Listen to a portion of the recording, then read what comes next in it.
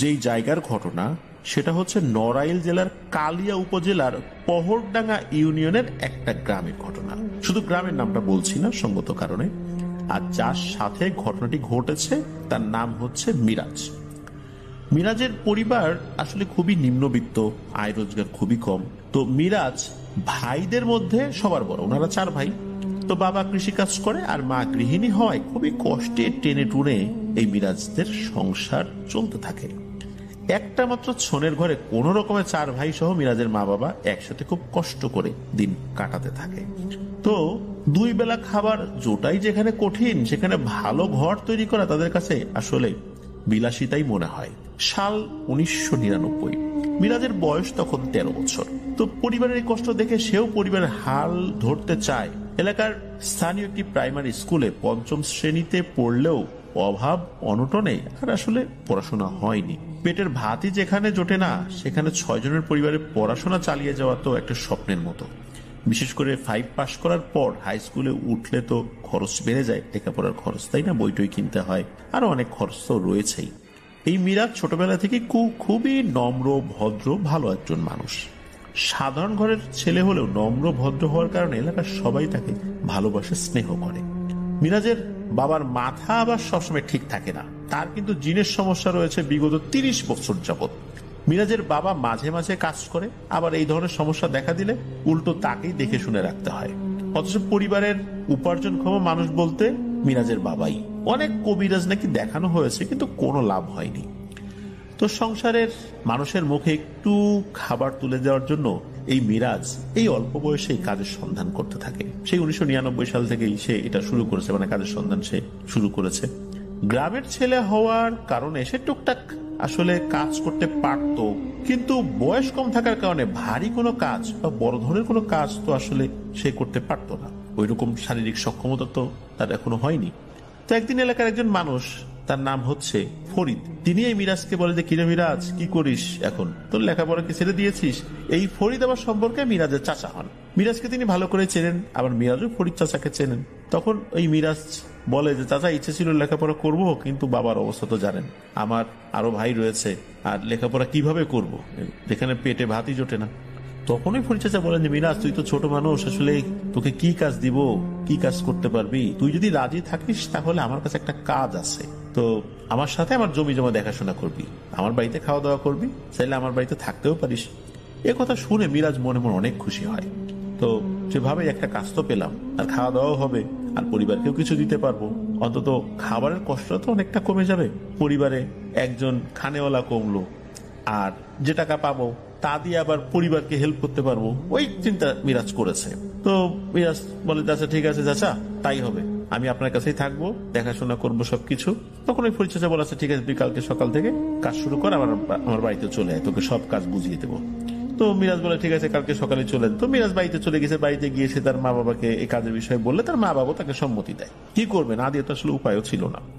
তো ফরিদ চাচার বাড়ি মিরাজের বাড়ি থেকে খুব যে দূরে তা না, সর্বোচ্চ আধা কিলোমিটার হবে, এতটুকু দূরে। পরদিন সকালবেলা এই মিরাজ ফরিদ চাচার বাড়িতে গিয়ে হাজির হয়। ফরিদ চাচা মিরাজকে সাথে নিয়ে সকালের নাস্তা করে কিছু সময় বিশ্রাম নিয়ে তো ফসলি ক্ষেতগুলো দেখাতে নিয়ে যান এই মিরাজকে, এবং কিভাবে কাজ করতে হবে, দেখাশোনা করতে হবে, সেগুলো আসলে বুঝিয়ে দেওয়া হয় আর কি।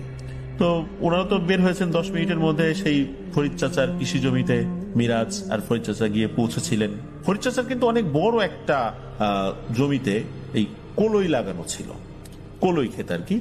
তো ফরিদ চাচা নিজে সব দেখাশোনা করলেও ফসলের কাজ সব কিন্তু কৃষকদেরকে দিয়েই উনি করাতেন, নিজেও কিছু করতেন।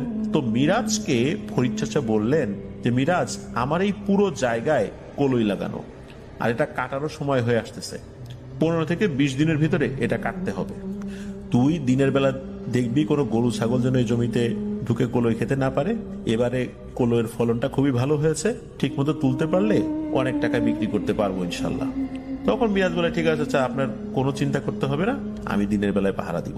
এছাড়া আশেপাশে ফরিদ চাচার আরো অনেক জমি ছিল, সেগুলোও এই ফরিদ চাচা মিরাজকে দেখিয়ে দেন। তো ওই সকল জায়গায় বিভিন্ন জমিতে বিভিন্ন ধরনের ফসল লাগানো হয়েছে, কলই ছাড়া অন্যান্য ফসল আর কি।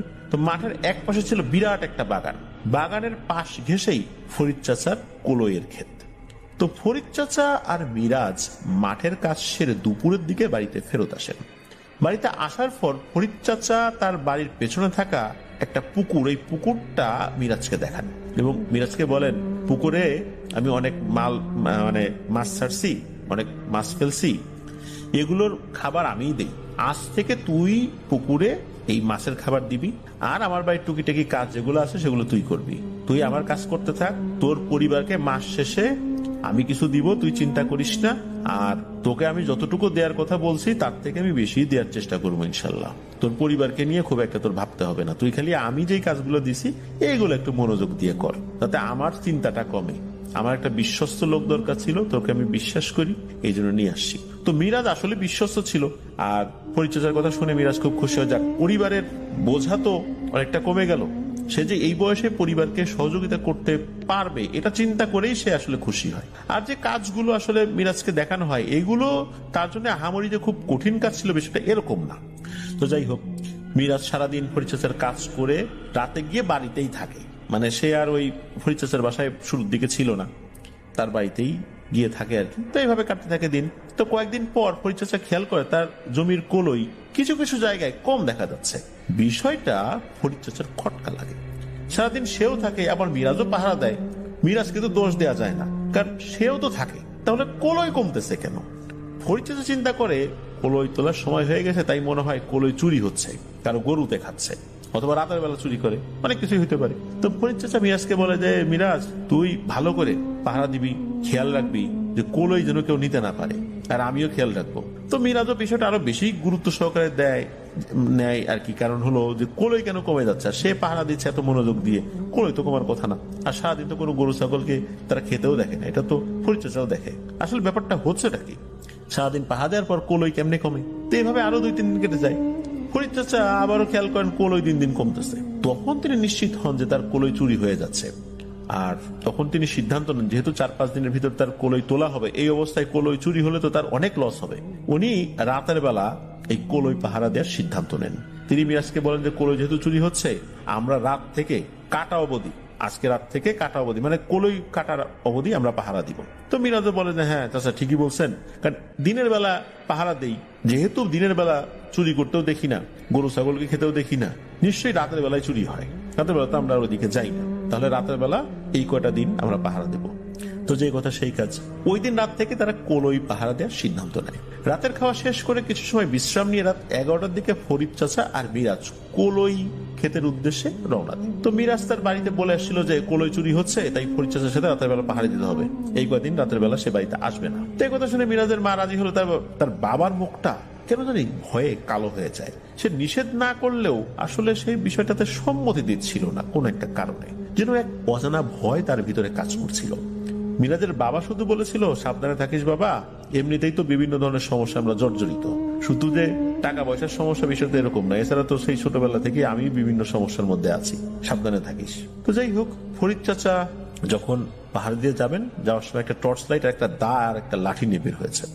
কয়েক মিনিট হাঁটার পরেই এই ফরিদ চাচার সাথে যে মিরাজ গিয়েছিল, ওরা দুজনই ওই কলইয়ের যে ক্ষেত বা কলই খোলা বলে, অনেকে কলই খোলা বলে, বিশাল ক্ষেতকে খোলা বলে, তো সেই কলই খোলায় গিয়ে তারা পৌঁছান। তো কলই খোলার চারপাশে তারা ঘুরে দেখেন, ওই রাতে আর কিছু হয় না। তো পরদিন দেখা যাচ্ছে যে না, কলই এইবার আর কমে না, একটু একটু করে কমে। তো এবার দেখা গেল যে দিনের বেলা ঘুরে দেখলেন যে না, রাতের বেলা আর কমেনি। তারা নিশ্চিত হলেন রাতের বেলায় এই কলইটা চুরি হয়। আর ওই রাতে কোনো ভয়ের ঘটনা বা কোনো কিছু দেখেছেন বিষয়টা না। পরের দিন আবার তারা রাতের বেলা খাওয়া দাওয়া করে দুইজন মিলে পাহারা দিতে গেছেন। চারপাশে তো শুনশান নীরবতা, কোনো মানুষ পশু পাখি কোনো কিছুই নেই। মাঝে মাঝে দূর থেকে শেয়ালের ডাক শোনা যাচ্ছিল, কখনো কখনো দূর থেকে পেঁচার ডাক হালকা হালকা ভেসে আসছিল, আর ঝিঝু পোকার ডাক তো আছেই। আর ওইটার আশেপাশে, মানে ওই কলই খোলার আশেপাশে ওরকম বাড়ি ঘরও নেই। তো ফরিদ চাচা মিরাজ বসে গল্প করছিলেন, রাতটাও ছিল জ্যোৎস্না রাত। তো রাত তখন কয়টা বাজে সেটা আসলে তারা ঠিক এক্সাক্ট বলতে পারবে না। হঠাৎ করে তারা খেয়াল করেন যে দূরে মনে হচ্ছে দুইটা সাদা বড় বড় গরু কলই খাচ্ছে। তো বাগানের যে সাইডটা ছিল জমির, ওই সাইডটাতে ওই বড় বড় দুইটা সাদা গরু কলই খাচ্ছে। তখন ফরিদ চাচা মিরাজকে বলেন যে, ওই দেখ কোন ফাজিল যেন দুইটা গরু এই কলই খেতে ছেড়ে দিছে। তো মিরাজও সেটা দেখে যে হ্যাঁ তাই তো। তখন ফরিদ চাচার মিরাজ ওই গরুর দিকে হাঁটা ধরেছে। তো যখন তারা গরুর খুব কাছাকাছি যায় তখন তারা দুজনেই খেয়াল করে এই গরু দুইটা স্বাভাবিকের থেকে খুব যে বড় তা না, তবে একটু বড়। তো গরুর কাছে গিয়ে ফরিদ চাচা আর মিরাজ বারবার ওই গরু দুটোকে তাড়ানোর চেষ্টা করছে, কিন্তু গরু দুটা যেন কোনো কথাই শুনছে না। মনে হচ্ছে গরু দুটা ফরিদ চাচার মিরাজকে দেখেই নাই, দিব্যি কলই খেয়েই যাচ্ছে, তো খেয়েই যাচ্ছে। কয়েক মিনিট তাড়ানোর চেষ্টা করো, যখন কোনো লাভ হলো না তখন ফরিদ চাচার হাতে থাকা দা নিয়ে কয়েকবার গরুকে ভয় দেখায়, তখনও লাভ হয় না। ও দুটো গরু কোনোভাবেই ভয় পায় না। তখন এই মিরাজ ফরিদ চাচাকে বলে যে লাঠি দিয়ে বাড়ি দিতে হবে। তখন কি করছে মিরাজ, তার হাতেও লাঠি ছিল, সে কি করছে এগিয়ে গিয়ে লাঠি দিয়ে একটা গরুকে আঘাত করেছে। আর 13 বছর বয়সের একটা ছেলে কত জোরেই বা একটা বিশাল গরুকে বাড়ি দিতে পারে। তো বাড়ি দেওয়ার সাথে সাথেই ওই গরু দুটা মিরাজ আর ফরিদ চাচার দিকে তাকায়। এতক্ষণ কিন্তু অনেক চেষ্টা করেও গরুর মনোযোগী আকর্ষণ করতে পারে নাই। তো গরু দুটা বেশ কিছুক্ষণ এই মিরাজ আর ফরিদ চাচার দিকে তাকানোর পর নিজেরা নিজেদের দিকে কয়েক সেকেন্ড তাকিয়ে আস্তে করে ঘুরে ওই যে বাগানটা ছিল পাশে, ওই বাগানের দিকে হাঁটা শুরু করে হেঁটে হেঁটে অন্ধকারে মিলিয়ে যায়। তো এই রাতে যা ঘটলো কোনো কিছু তো আসলে অস্বাভাবিক বলা চলে না। তাই ফরিদ চাচার মিরাজ মনে করছে এটা স্বাভাবিক বিষয়, কেউ হয়তো বা গরু ছেড়ে দিয়ে বাগানে লুকিয়েছিল। তো ওই রাতে আর কিছু ঘটেনি। তো ফরিদ চাচা যখন ধরে নেয় যে এলাকার মানুষ রাতে গরু ছেড়ে দিয়ে তার কোলইগুলা খাইয়ে শেষ করে দিচ্ছে, পাহারা তো চালিয়েই যেতে হবে। পরদিন আবার রাতের বেলা ফরিদ চাচা আর মিরাজ এই কোলই খোলায় চলে আসে আর পাহারাও দিতে থাকে। অনেক সময় পর তারা খেয়াল করে গত রাতের মতো আজকেও একটা গরু এসে সেই বাগানের সাইডটাতেই গরু মানে ওই গরুগুলো কোলই খাচ্ছে। তো এটা দেখে ফরিদ চাচা মারাত্মক রেগে যান যে গতকালকে এই গরু দুটোকে তাড়াইলাম, এই গরুর মালিকগুলো আবারও আজকে এসে এই কোলই খোলায় গরু ছেড়ে দিয়েছে, কত বড় সাহস! আজকে তো এটা শেষ দেখে ছাড়বো রে। তো তারা যখন গরুর কাছাকাছি গিয়েছেন তখন দেখেন আজকের গরুটা গতকালকের গরুর তুলনায় অনেক বড়, যেটা অবশ্য দূর থেকে তারা ওইভাবে বুঝতে পারেন নাই। এর কয়েক সেকেন্ডের ভেতরই বাগানের ভেতর থেকে মনে হচ্ছে ভেঙে চুরে কি যেন আসছে। কয়েক সেকেন্ডের ভিতর বাগান থেকে বিশাল একটা হাতি বের হয়েছে। হাতি বের হওয়ার সাথে সাথে ওই গরুটাও ফরিদ চাচার মিরাজের দিকে তাকায়। হাতি এবং গরু দুইটার চোখ ছিল লাল টকটকে আগুনের মতো জ্বলছিল। হঠাৎ হাতিটা আর গরুটা একটা বিকট শব্দ করে হুঙ্কার দিয়ে ওঠে। এই হুঙ্কার শুনে ফরিদ চাচার মিরাজের মনে হচ্ছিল কানের পর্দা এখনই ফেটে যাবে আর তাদের হৃৎপিণ্ড ফেটে বের হয়ে আসবে। মিরাজ ছোট মানুষ, তার অবস্থা তো আরো ভয়াবহ। ফরিদ চাচা গ্রামের মানুষ, সে রাত বিরাতে চলাফেরা করছে, সে বিষয়টা বোঝে আর এখন বুঝতে পারছে যে এই বিষয়টা স্বাভাবিক না। তখন ফরিদ চাচা বিভিন্ন দোয়া পড়ে মিরাজের হাত ধরে তাড়াতাড়ি বাড়ির দিকে হাঁটা ধরে। তখনও ফরিদ চাচার হাতে দা ছিল, টর্চ লাইট ছিল। এত কিছুর ভিতরে সে একবার টর্চ লাইট কিন্তু জ্বালায় নাই। হয়তো দা থাকার কারণে আল্লাহর রহমতুল্লাহ কোনো ক্ষতি করতে পারেনি সেদিন। ফরিদ চাচা তাড়াতাড়ি বাড়িতে চলে আসেন, তার পরিবারের সবাইকে ডেকে তুলে ঘটনাটি খুলে বলেন। পরে তারা লোহা গরম করে পানি খাইয়ে দেন পরিবারের সদস্যকে, ফরিদ চাচার মিরাজকে। তারপর এই দুজনকে ঘরে তুলেছেন। মিরাজের তো ভয়ে দাঁতে দাঁত লেগে যাচ্ছিল বারবার। এইভাবে কোন রকম ওই রাতটা তারা পার করেছেন। পরদিন সকালবেলা তিনি চিন্তা করেন যে গতকাল রাতে তিনি কি দেখলেন, কত বড় ঝামেলার হাত থেকে তিনি বেঁচে গিয়েছেন। এরপর 2-3 দিনের ভিতরে সব কোলই তুলে ফেলা হয়। এর ভিতর ফরিদ চাচা আর মিরাজ কোলই পাহারা দিতে কিন্তু রাতের বেলা আর যায় নাই। তো মিরাজ তো এখন দিনের বেলা ফরিদ চাচার সাথে কাজ করলেও রাতের বেলা বাড়িতেই থাকে আগের মতো। ফরিদ চাচার পুকুরের দেখাশোনা করতে থাকে মিরাজ। এভাবে কেটে যায় কিছু মাস। পুকুরের মাছ বড় হয়েছে। একদিন বিকেল বেলা মিরাজ পুকুরে খাবার দিয়ে পুকুরের পাড়ে বসেছিল। অনেক সময় থাকার পর হঠাৎ মাগরিবের আজান দিয়েছে। আজানের পরও দিনের আলো তো কিছুটা থাকে। হঠাৎ করে মিরাজ দেখে চোখের পলকে দক্ষিণ পাশ দিয়ে পুকুরের ভেতর বিরাট একটা কিছু পড়লো ধপাস করে। এটা পড়ার পর পুকুরে বিশাল একটা ঢেউ উঠলো। কিছু সময় পর সবকিছু নীরব, শান্ত, স্বাভাবিক। কয়েক মিনিট হয়ে যায়, কিন্তু পুকুরে যেটা পড়েছে সেটা আর ওঠে না। তো মিরাজ তো হতভম্ব হয়ে দেখছে যে আসলে কি পড়লো, আর যেটা পড়লো সেটা উঠলোও না। মিরাজ কিছুটা ভয় পায় এবং ওখান থেকে উঠে আবার ফরিদ চাচার বাড়িতে চলে যায়। এরপর কেটে যায় কয়েকটা দিন। এর ভিতরে আর কোনো সমস্যা হয় না, মিরাজও ভুলে যায় সবকিছু। কয়েকদিন পর ফরিদ চাচা মাছ ধরে, সেটা বাজারে বিক্রিও করে দেন। অনেক পুকুর থেকে মাছ ধরছেন, বাজারে বিক্রি করে দিচ্ছেন। কিন্তু ফরিদ চাচা একটা বিষয় খেয়াল করেন যে প্রতি বছর তুলনায় এবার কিন্তু সে অন্যান্য বছর তুলনায় বেশি মাছ ছাড়ছে, কিন্তু ফলন হয়েছে অর্ধেক। বিষয়টা তাকে অনেক ভাবায়। এর পেছনে যে অন্য কিছু লুকিয়ে আছে কিনা ওটা অবশ্য উনি বুঝতে পারেন নাই।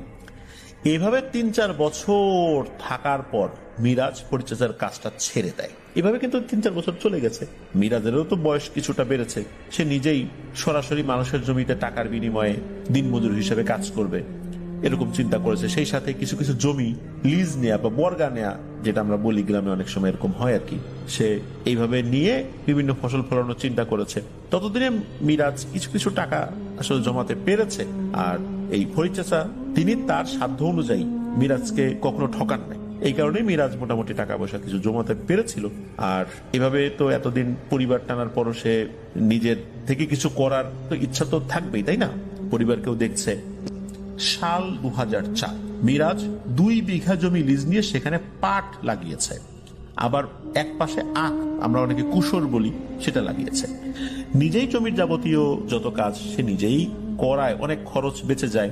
তো পাট আখ দুটোই বড় হতে থাকে। একদিন ভর দুপুরে মিরাজ আখের ক্ষেত পরিষ্কার করছিল। আশেপাশে তখন আসলে ওই সময় ভর দুপুরে কেউ ছিল না। আশেপাশের জমিতে কাজ করার লোকজন দুপুরবেলা হওয়ায় সবাই যে যার বাড়িতে খাওয়া দাওয়া করতে গিয়েছে। মিরাজ তার আখের ক্ষেতে কাজ করেই যাচ্ছে। হঠাৎ মিরাজ দেখে তার আপন ছোট ভাই হঠাৎ তার পেছন থেকে এসে ডাক দেয়। তো মিরাজ বলে, আরে তুই হঠাৎ এই সময় এখানে? তো মিরাজের ছোট ভাই বলে, আসলাম দেখতে তুমি কি করো।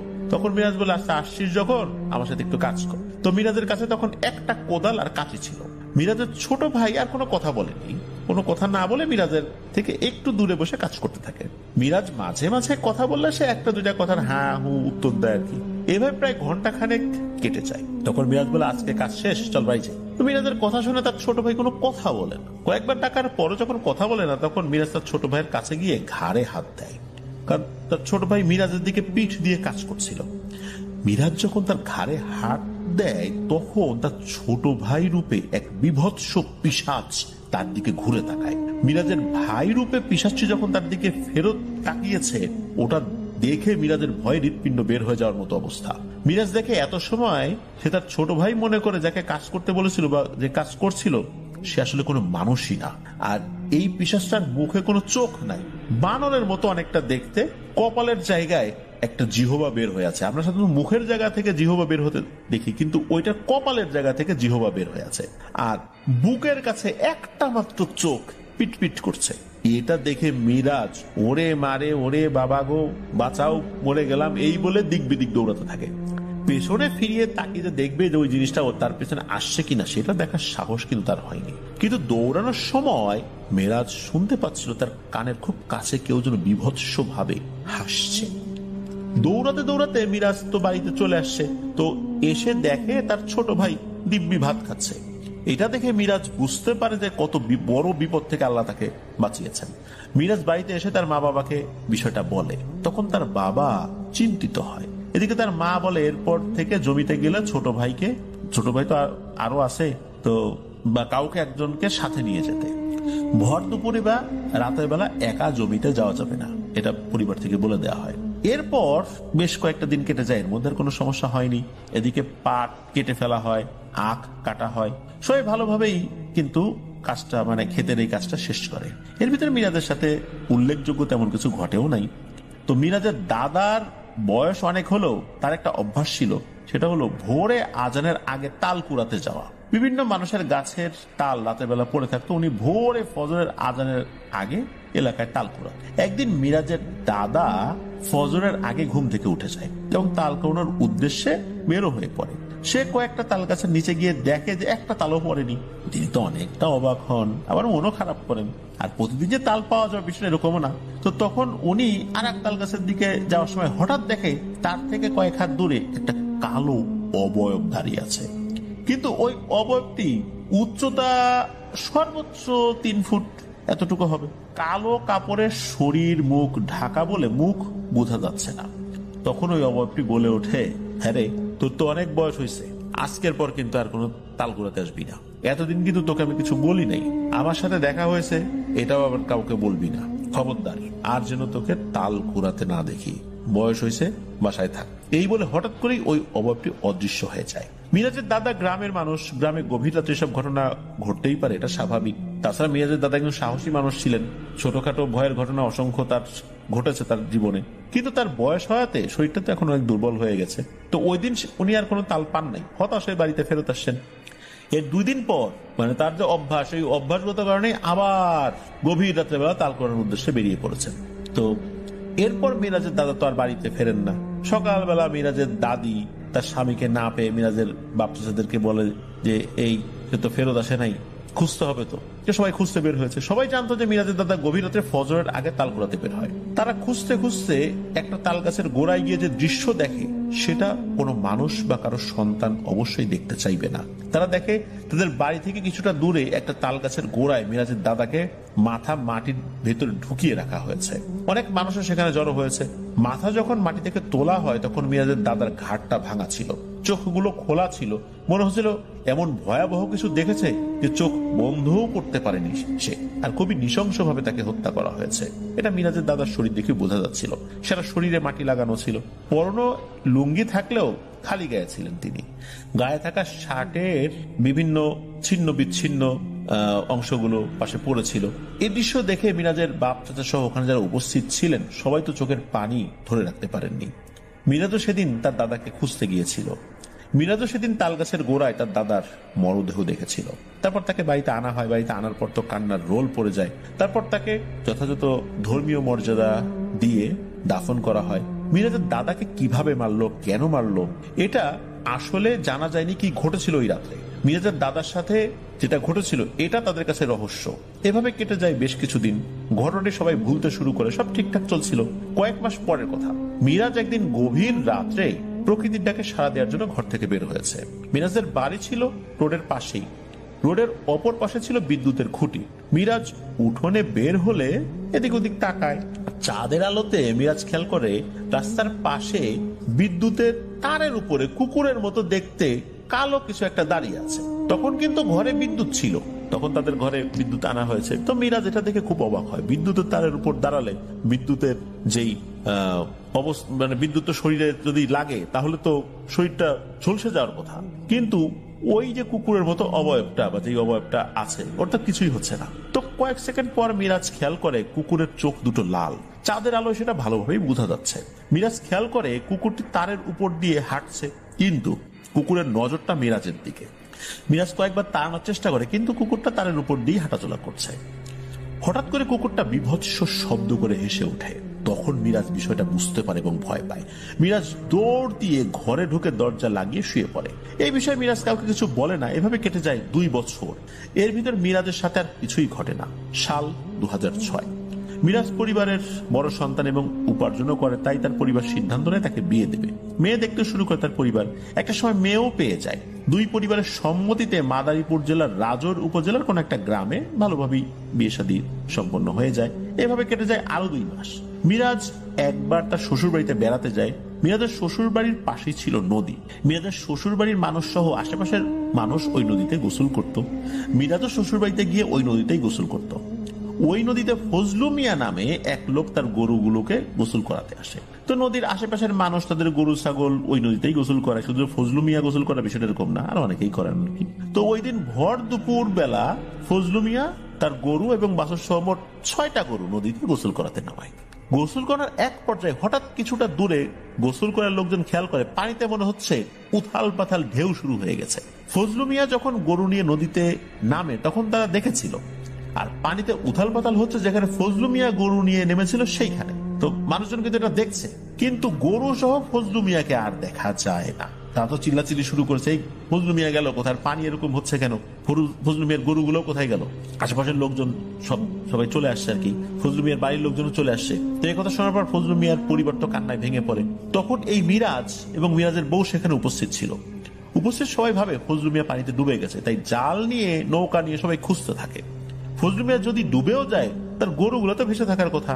গ্রামের মানুষ কিছুই তাল মিলাতে পারে না। দুপুর থেকে বিকাল, তারপর বিকাল থেকে সন্ধ্যা পর্যন্ত খুঁজেও ফজলু মিয়াকে খুঁজে পাওয়া যায় না। তখন গ্রামের সবাই বুঝতে পারে বিষয়টা আসলে স্বাভাবিক কিছু না, এখানে অন্য কোনো সমস্যা হয়েছে। ওই দিনের মতো খোঁজা শেষ করে সবাই বাড়িতে চলে যায়। কয়েকজন ফজলু মিয়ার পরিবারকে ভালো কোনো কবিরাজ দেখানোর পরামর্শ দেন। ফজলু মিয়ার বাড়িতে তো কান্নাকাটি চলতে থাকে। দিনে দুপুরে একজন মানুষ গরু সহ নদীতে হারিয়ে যাবে, এটা আসলে কেউ মেনে নিতে পারছে না। আর নদীতে তো ওরকম স্রোত ছিল না, নদীর গভীরতা ওরকম ছিল না। তো কান্নাকাটি করতে করতে সবাই আসলে একটা সময় ঘুমিয়ে যায়, রাত গভীর হয়ে যায়।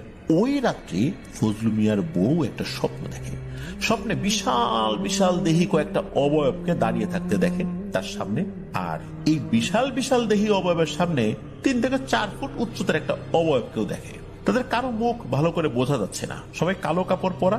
হঠাৎ করে 3-4 ফুটের ওই অবয়বটা ফজলু মিয়ার বউকে বলে ওঠে, কিরে তুই তো স্বামীকে খুঁজছিস? তখন ফজলু মিয়ার বউ স্বপ্নের মধ্যে মাথা নেড়ে বলে হ্যাঁ। তখন ওই 3-4 ফুটের অবয়বটি বলে ওঠে, তোর স্বামী নদীর যে জায়গা থেকে হারিয়ে গেছে ওই জায়গায় 21 কেজি লাল গাভীর দুধ, 21 কেজি মিষ্টি আর 21টা কল। এখন কল জিনিসটাকে এটা বুঝতে পারিনি যদিও আমি, তো এই 21টা কল আগামীকাল রাত 12টার পরে গিয়ে দিয়ে আসবি। এই জিনিসগুলো নদীর ওই জায়গাতে রেখে আসবি, কিন্তু খবরদার পেছন ফিরে তাকাবি না, তাহলে কিন্তু তোর স্বামীকে ফেরত দেব না। যদি কালকে রাতে এসব না দিস তাহলে তোর স্বামীকে আর জীবিত পাবি না। তখন ফজলু মিয়ার বউ স্বপ্নের মধ্যে এসব দিতে রাজি হয়। সাথে সাথে ফজলু মিয়ার বউ ঘুম থেকে উঠে যায়, বাড়ির সবাইকে ডেকে তোলে এবং স্বপ্নের বিষয়টা সবাইকে খুলে বলে। পরদিন সকালবেলা বাড়ির মুরব্বীরা সেগুলো জোগাড় করার জন্য বের হবে, এমন সময় মিরাজ এবং মিরাজের শ্বশুর শাশুড়ি সহ ফজলু মিয়ার বাড়িতে হাজির হয়। হঠাৎ তাদের আসার কারণ জানতে চাইলে মিরাজ বলে সে রাতে স্বপ্নে কিছু একটা দেখেছে। স্বপ্নের কথা শুনে ফজলু মিয়ার বউ বলে যে কি দেখেছো বলো তো? তখন মিরাজ বলে যে আমি এইরকম একটা স্বপ্ন দেখেছি, যে ঠিক একই জিনিস যেটা ফজলু মিয়ার বউকে চাওয়া বলা হয়েছে সেটি। তো ফজলু মিয়ার বউ বলে যে আমি তো এগুলো জোগাড় করতেছি, দেখি কতটুকু কি করতে পারি। উপস্থিত সবাই একটা জিনিস অবাক হয় যে ফজলু মিয়ার হারিয়ে যাওয়ার বিষয়ে তার বউ যে স্বপ্ন দেখেছে সেটার সাথে মিরাজের স্বপ্ন কিভাবে মিলে গেল? মিরাজ কেন এটা দেখলো? মিরাজ তো ফজলু মিয়ার কোনো আত্মীয় স্বজন হয় না, তো মিরাজ তাদের পরিবারের কেউ না, তাহলে মিরাজ একই স্বপ্ন দেখার কারণটা কি? এর ভিতর কি রহস্য আছে সেটা কেউই বুঝতে পারে না, মিরাজ নিজেও বুঝতে পারে না। ওই সময় ফজলু মিয়ার পরিবার বিষয়টা নিয়ে এত ঘাটাঘাটিও করে না, তারা স্বপ্নে দেখা অবয়বের জিনিসগুলো জোগাড় করতে বেরিয়ে পড়ে। দুপুরের ভিতর লাল গাভীর দুধ, মিষ্টি আর কল না, আসলে কলা, এটা কলা আর কি, তো 21টা কলা আর কি, তো কলা জোগাড় করা হয়। সেখান থেকে ফজলু মিয়া যেখানে হারিয়ে গিয়েছিল আর কি সেখানে যাওয়া হয় এবং ওই জায়গায় রেখে আসা হয়। আসার পর কেউ আর পেছন দিকে তাকায় নেই। আসার সময় তারা শুনতে পাচ্ছিল পানির ভিতর ঝাপাঝাপির শব্দ। এরপর তারা বাড়িতে ফেরত আসে আর চলতে থাকে অপেক্ষা। সকাল হয়, সকাল পেরিয়ে দুপুর। ফজলু মিয়ার বাড়ির লোক সহ অনেক গ্রামবাসী নদীর পাড়ে হাজির হয়। ততক্ষণে ফজলু মিয়ার কে নিয়ে যেই স্বপ্ন, এই স্বপ্নটা ফজলু মিয়ার বউ দেখেছিল বা মিরাজ দেখেছিল, এটাও কিন্তু গ্রামের অনেকেই জেনে যায়। চারদিকে টান টান উত্তেজনা, নদীর পাড়ে সবাই নীরব হয়ে দাঁড়িয়ে আছে। এই বুঝি ফজলু মিয়া ভেসে ওঠে। ফজলু মিয়ার পরিবার শুধু ভাবছে ফজলু মিয়াকে কি আসলে জীবিত পাওয়া সম্ভব হবে? হঠাৎ নদীতে পাক শুরু হয়। সবাই তো তাদের চোখের সামনে অবাক এক দৃশ্য দেখে। সবাই দেখে ওই পাকের ভেতর থেকে ফজলু মিয়া তার 8টা গরু সহ হাঁটতে হাঁটতে নদী থেকে পারে উঠে আসে। পুরো গ্রাম অবাক হয়ে সেদিন সেই অদ্ভুত অলৌকিক দৃশ্য দেখেছিল। নদীতে হারিয়ে যাওয়া মানুষ এভাবে 2 দিন পর জীবিত ফেরত আসবে, এটা কেউ কল্পনাও করতে পারেনি। সবচেয়ে অবাক করা ব্যাপার হলো ফজলু মিয়া নদী থেকে উঠে আসলে তার শরীর ছিল একদম শুকনো এবং গরুগুলোর শরীরেও কিন্তু এক ফোঁটা পানি ছিল না। এটা দেখে কেউ বিশ্বাসই করতে পারছিল না, এটা কিভাবে সম্ভব। সেদিন ওই নদীর পাড়ে মিরাজও উপস্থিত ছিল। মিরাজ সবকিছুই দেখেছিল। ফজলু মিয়াকে জীবিত পেয়ে তার পরিবারের লোকজন তাকে জড়িয়ে ধরে কান্নাকাটি শুরু করে। পরে তাকে বাড়িতে নিয়ে যাওয়া হয়। বাড়িতে যাওয়ার পর মূলত ফজলু মিয়া কথা বলে, এর আগে সে একটা কথাও বলেনি। ফজলু মিয়া কোথায় ছিল এই 2 দিন, কিভাবে হারিয়ে গেল সব জানতে চাইলে ফজলু মিয়া বলে যে আমি নদীতে গরুগুলোকে গোসল করাচ্ছিলাম, হঠাৎ করে আমি আমার পায়ে টান অনুভব করি এবং এরপর পানির নিচে তলিয়ে যাই। তো কিছু দূর যাওয়ার পর নিচে দেখি পানি নাই, পুরো ফাঁকা। বড় বড় গাছপালা, বিশাল বড় বড় পাহাড়, পশু পাখি, এগুলো আবার সাইজে অনেক বড়। হঠাৎ বিশাল এক গাছের গোড়ায় গিয়ে আমি থামি। আমার শরীরের উপর এত সময় আমার নিয়ন্ত্রণ ছিল না। গাছের গোড়ায় যাওয়ার পর শরীরের নিয়ন্ত্রণ পাই। হঠাৎ দেখি আমার গরুগুলো আমার পাশে দাঁড়িয়ে আছে, ভয়ে তারা গুটিসুটি হয়ে আছে। তাদের কি সান্ত্বনা দিব, আমি নিজেই ভয়ে অবস্থা খারাপ হয়ে যাওয়ার মতো অবস্থা। হঠাৎ কয়েকটা লম্বা লম্বা মানুষ আমার কাছে আসে। দেখতে কিছুটা মানুষের মতো হলেও অস্বাভাবিক রকমের লম্বা। তারা এসে বলে, আমরা কে নিশ্চয়ই বুঝতে পারছিস, যত সময় আমাদের সর্দার তোদের বিষয়ে সিদ্ধান্ত না নেয় তত সময় তোরা এখানেই থাকবি। এই বলে তারা চলেও যায়। তো আমি সহ আমার গরুগুলো নিয়ে ওখানে বসে থাকি। মনে মনে ভাবছিলাম আর এটাও মনে হচ্ছিল আর বোধ হয় ফিরতে পারবো না কোনোদিন। এখানে মরে গেলে আমার পরিবার আমার লাশটাও পাবে না। গরুগুলোর কথা চিন্তা করে খুব খারাপ লাগছিল। তখন একে একে পরিবারের সবার মুখগুলো চোখের সামনে ভাসছিল। কিছুই করার ছিল না, নিরুপায় হয়ে বসেছিলাম। একটা সময় রাত হলো, আবার রাতের পর দিনের আলো ফুটলো। আশেপাশে শুনশান নীরবতা। আমি আর গরু ছাড়া আসলে আশেপাশে কিছুই ছিল না। হঠাৎ গতকালকে সেই লম্বা লোকগুলো আবার আসলো। এবার তাদের সাথে 3-4 ফুটের বামন আকৃতির একজন আসলো। সে বলল, কিরে ফজলু মিয়া, পরিবারের কথা খুব মনে পড়ছে বুঝি? তোর বউকে জানিয়ে দিয়েছি কিভাবে তোকে ফেরত পাওয়া যাবে। সে যদি সেগুলো দেয় তাহলে তোকে জীবিত ফেরত দেওয়া হবে। আমরা যাকে নিয়ে আসি তাকে ফেরত দেই না। তোর সাথে আমাদের কোনো ঝামেলা নেই। তোর বাড়ি থেকে কিছুটা দূরে অমুকের জামাই মিরাজের আশেপাশে আমি বহুদিন ধরে আছি। ওর পরিবারের সাথে আমার বোঝাপড়া আছে। এসব কারণ তোকে বলবো না। মিরাজের দাদাকে মেরে মাটিতে গেড়ে দিয়েছি, আর কার কি করব সেটা সময় বলে দেবে। মিরাজের দাদাকেও প্রথমে একবার সতর্ক করেছিলাম, তারপরও সে আসছে। তাকে বলছিলাম যে আমার কথা কাউকে বলবি না আর আসবি না, তারপরও সে আসছে দেখে ওকে কিন্তু নৃশংসভাবে হত্যা করেছি।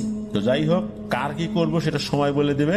এখন শুধু দেখবো তোর বউ তোকে ফেরত নেওয়ার জন্য পদক্ষেপ নেয় কিনা। এসব বলে ওই অবয়বগুলো চলেও যায়। ফজলু মিয়া মিরাজকে এমনিতে চিনতো আর কি, কারণ মিরাজের শ্বশুর বাড়ি তো তার বাড়ির কাছেই। এমনিতেই মানে মুখ চেনা চিনি, হালকা কথাবার্তা। তো এরপর ফজলু মিয়া ওখানে ঘুমিয়ে পড়ে। হঠাৎ দেখে নদীর উপর দিয়ে রাস্তা দিয়ে সে হেঁটে আসছে, সাথে তার গরুগুলোও রয়েছে।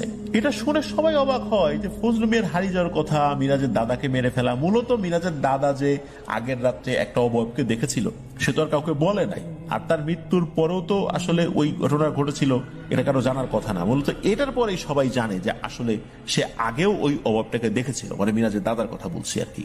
তো যাই হোক, সব বিষয় তো মানুষজন জানতে পারে। তো এসব কথা মিরাজও জানে। মিরাজ জানার পর একটা চিন্তিত হয়ে পড়ে। তার দাদার মৃত্যুর কারণটাও এতদিনে পরিষ্কার হয়, আর মিরাজের অতীতে কি কি ঘটেছিল সেগুলো মনে পড়তে থাকে। এভাবে কেটে যায় আরো বেশ কয়েক বছর। এর ভিতরে তেমন কিছু ঘটে না। সাল 2010। মিরাজ তখন গাছের ব্যবসা করে। মিরাজ বিলের পাশে একটা জায়গায় কিছু গাছ কেনে। ওই গাছ কেটে ভ্যানে, তো বিল ঘুরে আসতে অনেক সময় লাগবে চিন্তা করে মিরাজ ঠিক করে বিলের ভিতর দিয়ে গাছগুলো টেনে ওই পারে নিয়ে যেতে, তারপরে ওখান থেকে ভ্যানে তুলবে আর কি। এতে তার খরচ অনেক কমবে। তো যেই ভাবনা সেই কাজ, গাছ কেটে সব ঠিক করে কয়েকজন কৃষক নিয়ে বিলের ভিতর দিয়ে ওই পারে নিয়ে যায় গাছগুলো। আর অল্প কয়েকটা থাকে আর কি। মিরাজ চিন্তা করে ওটা আমি একাই নিতে পারবো। বিলে তখন কোমর পানি ছিল, আর পানিতে ওই দড়ি বেঁধে গাছ টানলে ওজনটা আসলে ভাবে গায়ে লাগে না। এটা যারা গ্রামে থাকেন তারা অনেকে এই বিষয়টা বুঝতে পারেন, এই পদ্ধতিটা। তো সব গাছ নেওয়া শেষ হলে কৃষকরা বাড়িতে চলে যায়। ততক্ষণে সন্ধ্যা হয়ে গেছে। মিরাজ চিন্তা করে যে কয়েকটা গাছ আছে ওটা আমি একাই পারবো, এই কাজটুকু একবারে শেষ করি তারপর বাড়ি যাই। বিলের আশেপাশে বাড়িঘর বেশি নাই, দূরে দূরে 1-2টা বাড়িঘর আছে আর কি। মিরাজ অবশিষ্ট গাছের কাছে এসে একবারে গাছগুলো বেঁধে বিলের ভিতর দিয়ে টানতে শুরু করে। ঠিক মতো আস্তে আস্তে টেনে নিয়ে ওপারে যেতে 20 থেকে 25 মিনিট লাগবে আর কি। তো অনেক সময় পার হয়ে যায়, কিন্তু মিরাজ খেয়াল করে সে আর পার দেখতে পাচ্ছে না। এদিকে সন্ধ্যা হয়ে গেছে, সন্ধ্যার পর অন্ধকার নেমে এসেছে, আকাশে চাঁদ ছিল, দূরের জিনিসও দেখা যাচ্ছিল। তো ততক্ষণে আবার এশার নামাজের সময় আস্তে আস্তে হয়ে যায়। বিল ফাঁকা, তারপর আবার মিরাজ একা। কিছুটা তো ভয় লাগছেই তার। হঠাৎ একটা সময় দূরে গাছপালা দেখতে পায়, আর ওদিকে দড়ি দিয়ে গাছগুলো টানতে থাকে। হঠাৎ মিরাজ খেয়াল করে সে যে গাছ টানছে তার উপর সাদা কাপড়ে মোড়ানো কিছু একটা আছে। এটা দেখে মিরাজ মারাত্মক ভয় পায়। কয়েক সেকেন্ডের ভিতর কাপড়ে মোড়ানো জিনিসটা উঠে বসে এবং মিরাজের দিকে তাকিয়ে খিলখিল করে হেসে দেয়। মিরাজ দেখে 3 থেকে 4 ফুটের একটা বামন টাইপের জিনিস, মুখটা বিভৎস, বুকের কাছে একটা চোখ মিটমিট করে জ্বলছে। তখন কয়েক বছর আগে আখের খেতে দেখা সেই বামনের কথা মনে পড়ে। মিরাজের ছোট ভাইয়ের রূপে এসেছিল। মিরাজকে দেখে বলে ওঠে, কিরে মিরাজ, চিনছিস আমাকে? ফজলু মিয়া যেখানে গেছিল সেখানে যাবি? আমার সাথে চল, নিয়ে যাই তোকে। এটা বলে ওই অবয়বটা হাসতে থাকে। মিরাজ এটা শুনে গাছ ফেলে রেখে বিলের ভিতর দিয়ে দৌড়াতে থাকে দিক বিদিক। পাড় থেকে উঠে এক বাড়িতে গিয়ে ওরে মারে ওরে বাবারে বলে এক চিৎকার দিয়ে মিরাজ বেহুশ হয়ে পড়ে যায়। চিৎকার শুনে বাড়ির লোকজন দেখে যে মিরাজকে তারা চিনতো। মিরাজ তাদের উঠানে পড়ে আছে। তারা মিরাজকে ধরে ঘরে নিয়ে যায়, মুখে পানি টানি ছেটায়, মিরাজের হুঁশ ফেরে। তখন মিরাজ কি দেখেছে তাদেরকে খুলে বলে। তখন বাড়ির লোকজন বলল, চলো তোমাকে দিয়ে আসি, আর তোমার যে গাছগুলো সেগুলো পাড়ে তুলি। কিন্তু মিরাজ এতটাই ভয় পেয়েছে যে তখন ওদিকে আর সে যেতে চায় না। সে বলে যে তাকে আপাতত বাড়িতে দিয়ে আসলেই হবে। তখন বাড়ির লোকজন মিরাজকে তার বাড়িতে দিয়ে আসে। মিরাজ বাড়িতে গিয়ে তার পরিবারকে বিষয়টা খুলে বলে। তখন তার পরিবারকে তার দাদা কিভাবে মারা যায়, কে মেরেছে, এই বিষয়টা তো আসলে ইতিমধ্যে সবাই জেনে গিয়েছে। আর এরপর থেকে বড় ধরনের কোনো সমস্যা মিরাজের না হলেও স্বপ্নে নাকি এখনো সেই 3-4 ফুটের পিশাচটি মিরাজকে হুমকি ধামকি দিয়েই যাচ্ছে। সে স্বপ্নে এসে বলে, মিরাজ আবার দেখা হবে, ফজলু মিয়ার মতো তোকেও আমি আমার কাছে নিয়ে যাব রে, তখন কিন্তু কোনো কিছুর বিনিময়ে তোকে ফেরত দেব না, তোকে মেরে ফেলবো। বিভিন্ন কবিরাজ কিন্তু দেখানো হয়েছে, অনেকেই ঝাড়ফুঁক করেছে, বিভিন্ন ধরনের পদ্ধতি অবলম্বন করা হয়েছে, কিন্তু কোনো লাভ হয়নি। এখনো মিরাজ রাতের বেলা একা বের হতে ভয় পায়। মিরাজ এখনো প্রাণ ভয়ে দিন কাটাচ্ছে, কবে তার সেই পুরনো শত্রুর সাথে দেখা হয়ে যায়। 2024 সালের এই সময় এসে এক অদৃশ্য শক্তির ভয়ে কিভাবে একটা মানুষ এক দুর্বিষহ জীবন পার করছে সেটা আসলে মিরাজকে না দেখলে বোঝা বড় মুশকিল। এত বছর ধরে সেটা ঘটেও যাচ্ছে। আসলে ওই যেই বামন আকৃতির অবয়বটা, ওটাই কি সেই গরু ছিল যাকে মিরাজ আঘাত করেছিল? হতে পারে। আর মিরাজের বাবার সাথে তো বহু বছর ধরে সমস্যা চলছেই। আর মিরাজের দাদা তো মারা গেল, শুরুর দিকে কেউ না জানলেও পরবর্তীতে ফজলু মিয়ার কারণে মিরাজের দাদার মৃত্যুর রহস্য সবাই জানতে পারে। তো এটাই ছিল ঘটনা, দীর্ঘ একটি ঘটনা ছিল। ধন্যবাদ জানাচ্ছি মাশফিক ভাইকে, এত লম্বা একটি ঘটনা লিখে পাঠিয়েছেন। প্রিয় লিসেনার্স, চলুন আমরা চলে যাব আমাদের এবারের ফ্রাইডে স্পেশাল এপিসোডের পরবর্তী আরো একটি নতুন ঘটনায়। এখন যে ঘটনাটি আপনাদের সাথে শেয়ার করব, এই ঘটনাটি মাশফিক ভাই সংগ্রহ করেছেন সাগর নামে একজন ভাইয়ের কাছ থেকে, যার বাড়ি যশোর জেলার ঝিকরগাছা উপজেলায়। মূলত এই সাগর ভাই এই মাশফিক ভাইয়ের এলাকারই জামাই, আত্মীয়তার সূত্রেই মূলত ওনাদের এলাকায় বিয়ে করেছেন। ওনার স্ত্রীর বর্তমান বয়স 20 বছর। আর এই সাগর ভাই বর্তমানে চাকরি করছেন ঢাকার আশুলিয়াতে একটা বেসরকারি প্রতিষ্ঠানে। ঘটনাটি খুব বেশি দিন আগে নাই, 2024 সালের শুরুর দিকে এটা শুরু হয়েছিল। তো চলুন মূল ঘটনাতে চলে যাই। বিয়ের সপ্তাহখানেক পর এই সাগর ভাই উনি ওনার স্ত্রীকে ওনার যে কর্মস্থল আশুলিয়া, সেখানে যে বাসাটা ওনার ছিল সেখানে নিয়ে যান। মাসখানেক বেশ ভালোই কাটছিল, কোনো সমস্যা হচ্ছিল না। তো কিছুদিন পর আর কি এই সাগর ভাইয়ের মা সাগর ভাইকে ফোন করে বলেন যে তোর বউকে নিয়ে একটু বেরিয়ে যা বাসা থেকে। উনিও চিন্তা করলেন যে ঠিক আছে যাই, ঘুরে আসি। তো ওনার স্ত্রীকে নিয়ে উনি গিয়েছেন নিজের বাড়িতে। তো যাওয়ার পর এই সাগর ভাইয়ের আসলে তো বেশি দিন থাকা পসিবল হচ্ছিল না। তো উনি চিন্তা করলেন যে উনি ওনার স্ত্রীকে রেখে যাবেন উনি, এরপরে আবার এসে নিয়ে যাবেন কয়েকদিন পরে। এরকমই চিন্তা করেছিলেন আর কি। তো উনি ওই চিন্তা থেকে আবার উনি ঢাকাতে ফেরত যান। কয়েকদিন পরেই এই সাগর ভাইয়ের মা হঠাৎ করে, মানে অনেক রাতের বেলা ফোন করেছেন যে এই বাবা অবস্থা ভালো না, তোর বোর একটা সমস্যা হয়েছে, দ্রুত চলে আয়। তো উনি যত দ্রুত সম্ভব পরের দিন সব কাজ গুছিয়ে বাড়ির দিকে রওনা দেন। বাড়িতে পৌঁছাতে ওনার রাত প্রায় 1টা বেজে যায়। উনি চিন্তা করেছিলেন হয়তোবা কোনো অসুস্থতা হয়েছে বা এরকম কোনো সমস্যা হয়েছে, আবার ঝগড়াঝাটি হয়েছে, এরকম তো হতে পারে আর কি, স্বাভাবিকভাবে যে চিন্তাটা আসছে আর কি। কিন্তু ঘরে ঢোকার পরেই উনি যে দৃশ্যটা দেখেন, এটা দেখে রীতিমতো একটা শক হয়ে যান উনি। কারণ উনি ঘরে ঢুকে দেখেন ওনার স্ত্রী লাল শাড়ি পরা, মাথায় সিঁদুর দিয়েছে, মানে এত মোটা করে সিঁদুর দিয়েছে যে মাথার বড় একটা অংশ, মানে মাথার যে মিডিল, এটার বড় একটা অংশ এই সিঁদুরে ঢেকে গেছে। এখন বিবাহিত নারী যারা হিন্দু তারা তো মাথায় সিঁদুর দেন, কিন্তু একটা মুসলিম পরিবারের মেয়ে মাথায় সিঁদুর দিয়ে ভাবে বসে আছে, এটা তো আমাদের যে কালচার বা আমাদের ধর্মীয় রীতিনীতি এটাতে তো এটা যায় না। তো সাগর ভাই এটা দেখে তো খুব শক্ট হয়েছেন, কি ব্যাপার, তার স্ত্রী এরকম ভাবে বসে আছে। তো উনি যখন ঘরে ঢুকেছেন, ওনাকে দেখার সাথে সাথে ওনার স্ত্রী খুব বিশ্রী ভাবে খিলখিল করে হেসে দেয়। তখন এই যে ব্যাপারটা, এটার কারণ জিজ্ঞেস করেন ওনার আম্মার কাছে। তখন ওনার আম্মা তাকে বলেন যে এই গতদিন সন্ধ্যার একটু আগে এই সাগর ভাইয়ের স্ত্রী চুল খুলে বাড়ির যে পুকুরটা ছিল সেই পুকুরের ওখানে বসেছিল। এরপর তাকে যখন সন্ধ্যা লেগে গেছে আসতে বলা হয় বাড়িতে, সে আসে না। তো অনেক কষ্ট করে 2-3 জন লোক মিলে তাকে বাড়িতে ধরে নিয়ে আসা হয়। বাড়িতে আনার পর সবকিছু স্বাভাবিক, কিন্তু রাতের বেলা এই সাগর ভাইয়ের স্ত্রী তিনি একাই 4-5 জনের খাবার খেয়ে ফেলেছে। আর হঠাৎ করে বলা শুরু করছে যে সিঁদুর লাগবে, শাখা লাগবে, হলুদ লাগবে। মূলত এই ব্যাপারটা শোনার পর সাগর ভাইয়ের আম্মার কাছে এবং পরিবারে আরো যারা ছিলেন তারা বিষয়টা স্বাভাবিক মনে করেননি, নিশ্চয়ই কোনো একটা সমস্যা হয়েছে। এরপরই মূলত সাগর ভাইকে নক করেছেন, আর সাগর ভাই তো পরের দিন চলে আসছেন। এখন লাল শাড়ি তার কাছে ছিল, কিন্তু সিঁদুর পেল কোথায় বা অন্যান্য জিনিস পেল কোথায় এটা তো বলতে পারেন না, কারণ মুসলিম ফ্যামিলিতে তো সিঁদুর থাকার কথা না। কিন্তু উনি এটা কোথায় পেলেন? এই যে সমস্যাটার সৃষ্টি হলো, এটা তো এখন সাগর ভাই নিজে এসেই দেখছেন।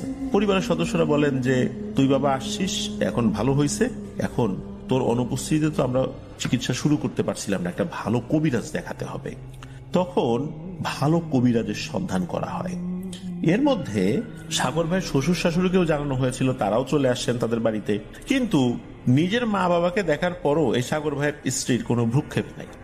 তার আসলে আচার আচরণের একটা অদ্ভুত পরিবর্তন হয়েছে, কারোর সাথে তেমন একটা কথা বলছেন না। তো সাগর ভাইয়ের বাড়ি থেকেই সাগর ভাইয়ের স্ত্রীর মা বাবাকে, মানে সাগর ভাইয়ের শ্বশুর শাশুড়িকে সব বিষয় খুলে বলা হয়। তো তারাও তো গ্রামের মানুষ, তাদের কিন্তু বুঝতে সময় লাগে না যে বড় একটা সমস্যা হয়ে গেছে।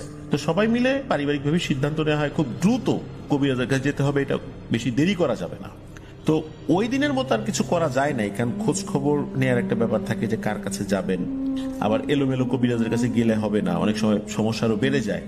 তো একটা কবিরাজের সন্ধান পাওয়া যায় এই সাগর ভাইদের বাড়ি থেকেই 2-3 গ্রাম পরে একজন কবিরাজের সন্ধান পাওয়া যায়। তো সেই কবিরাজের কাছে নিয়েও যাওয়া হয়। তো সেই কবিরাজের সামনে যখন সাগর ভাইয়ের স্ত্রীকে বসানো হয়, তখন কিন্তু সাগর ভাইয়ের স্ত্রী একদম স্বাভাবিক, সে স্বাভাবিকভাবে আচরণ করছে, তার কোনো কিছু মনে পড়ছে না। এবং সে বলছে, কি ব্যাপার, এখানে নিয়ে আসছো, এটা কোথায়, আমি যে জায়গা চিনছি না, আমাকে এখানে কেন নিয়ে আসছো? তখন বলা হয় যে না, এমনিতেই তোমার একটু সমস্যা আছে তো এই জন্য নিয়ে আসছি। যখন ওনার আচার আচরণ স্বাভাবিক মনে হচ্ছে, তখন তাকে বলা হয় যে তুমি যে মাথায় এইরকম সিঁদুর দিয়ে বসে আছো, তো এটা তো আসলে তোমার সাথে এটা যায় না। তারপরে তোমার এরকম আচার আচরণে কিছু পরিবর্তন আসছে, তো তোমার যে লাল শাড়িটা এটা খুলে ফেলো, তোমার জন্য অন্য শাড়ি নিয়ে আসছি, আর সেই দুধটা মুছে ফেলো। তার আচার আচরণ স্বাভাবিক হলেও যখন বলা হয় যে এই কাজগুলো করতে, উনি বলেন না, আমি এটা করবো না, সিঁদুর আমি পরবই, লাল শাড়িও আমি পরবো। তো এটা কিন্তু কবিরাজের সামনেই বলছে।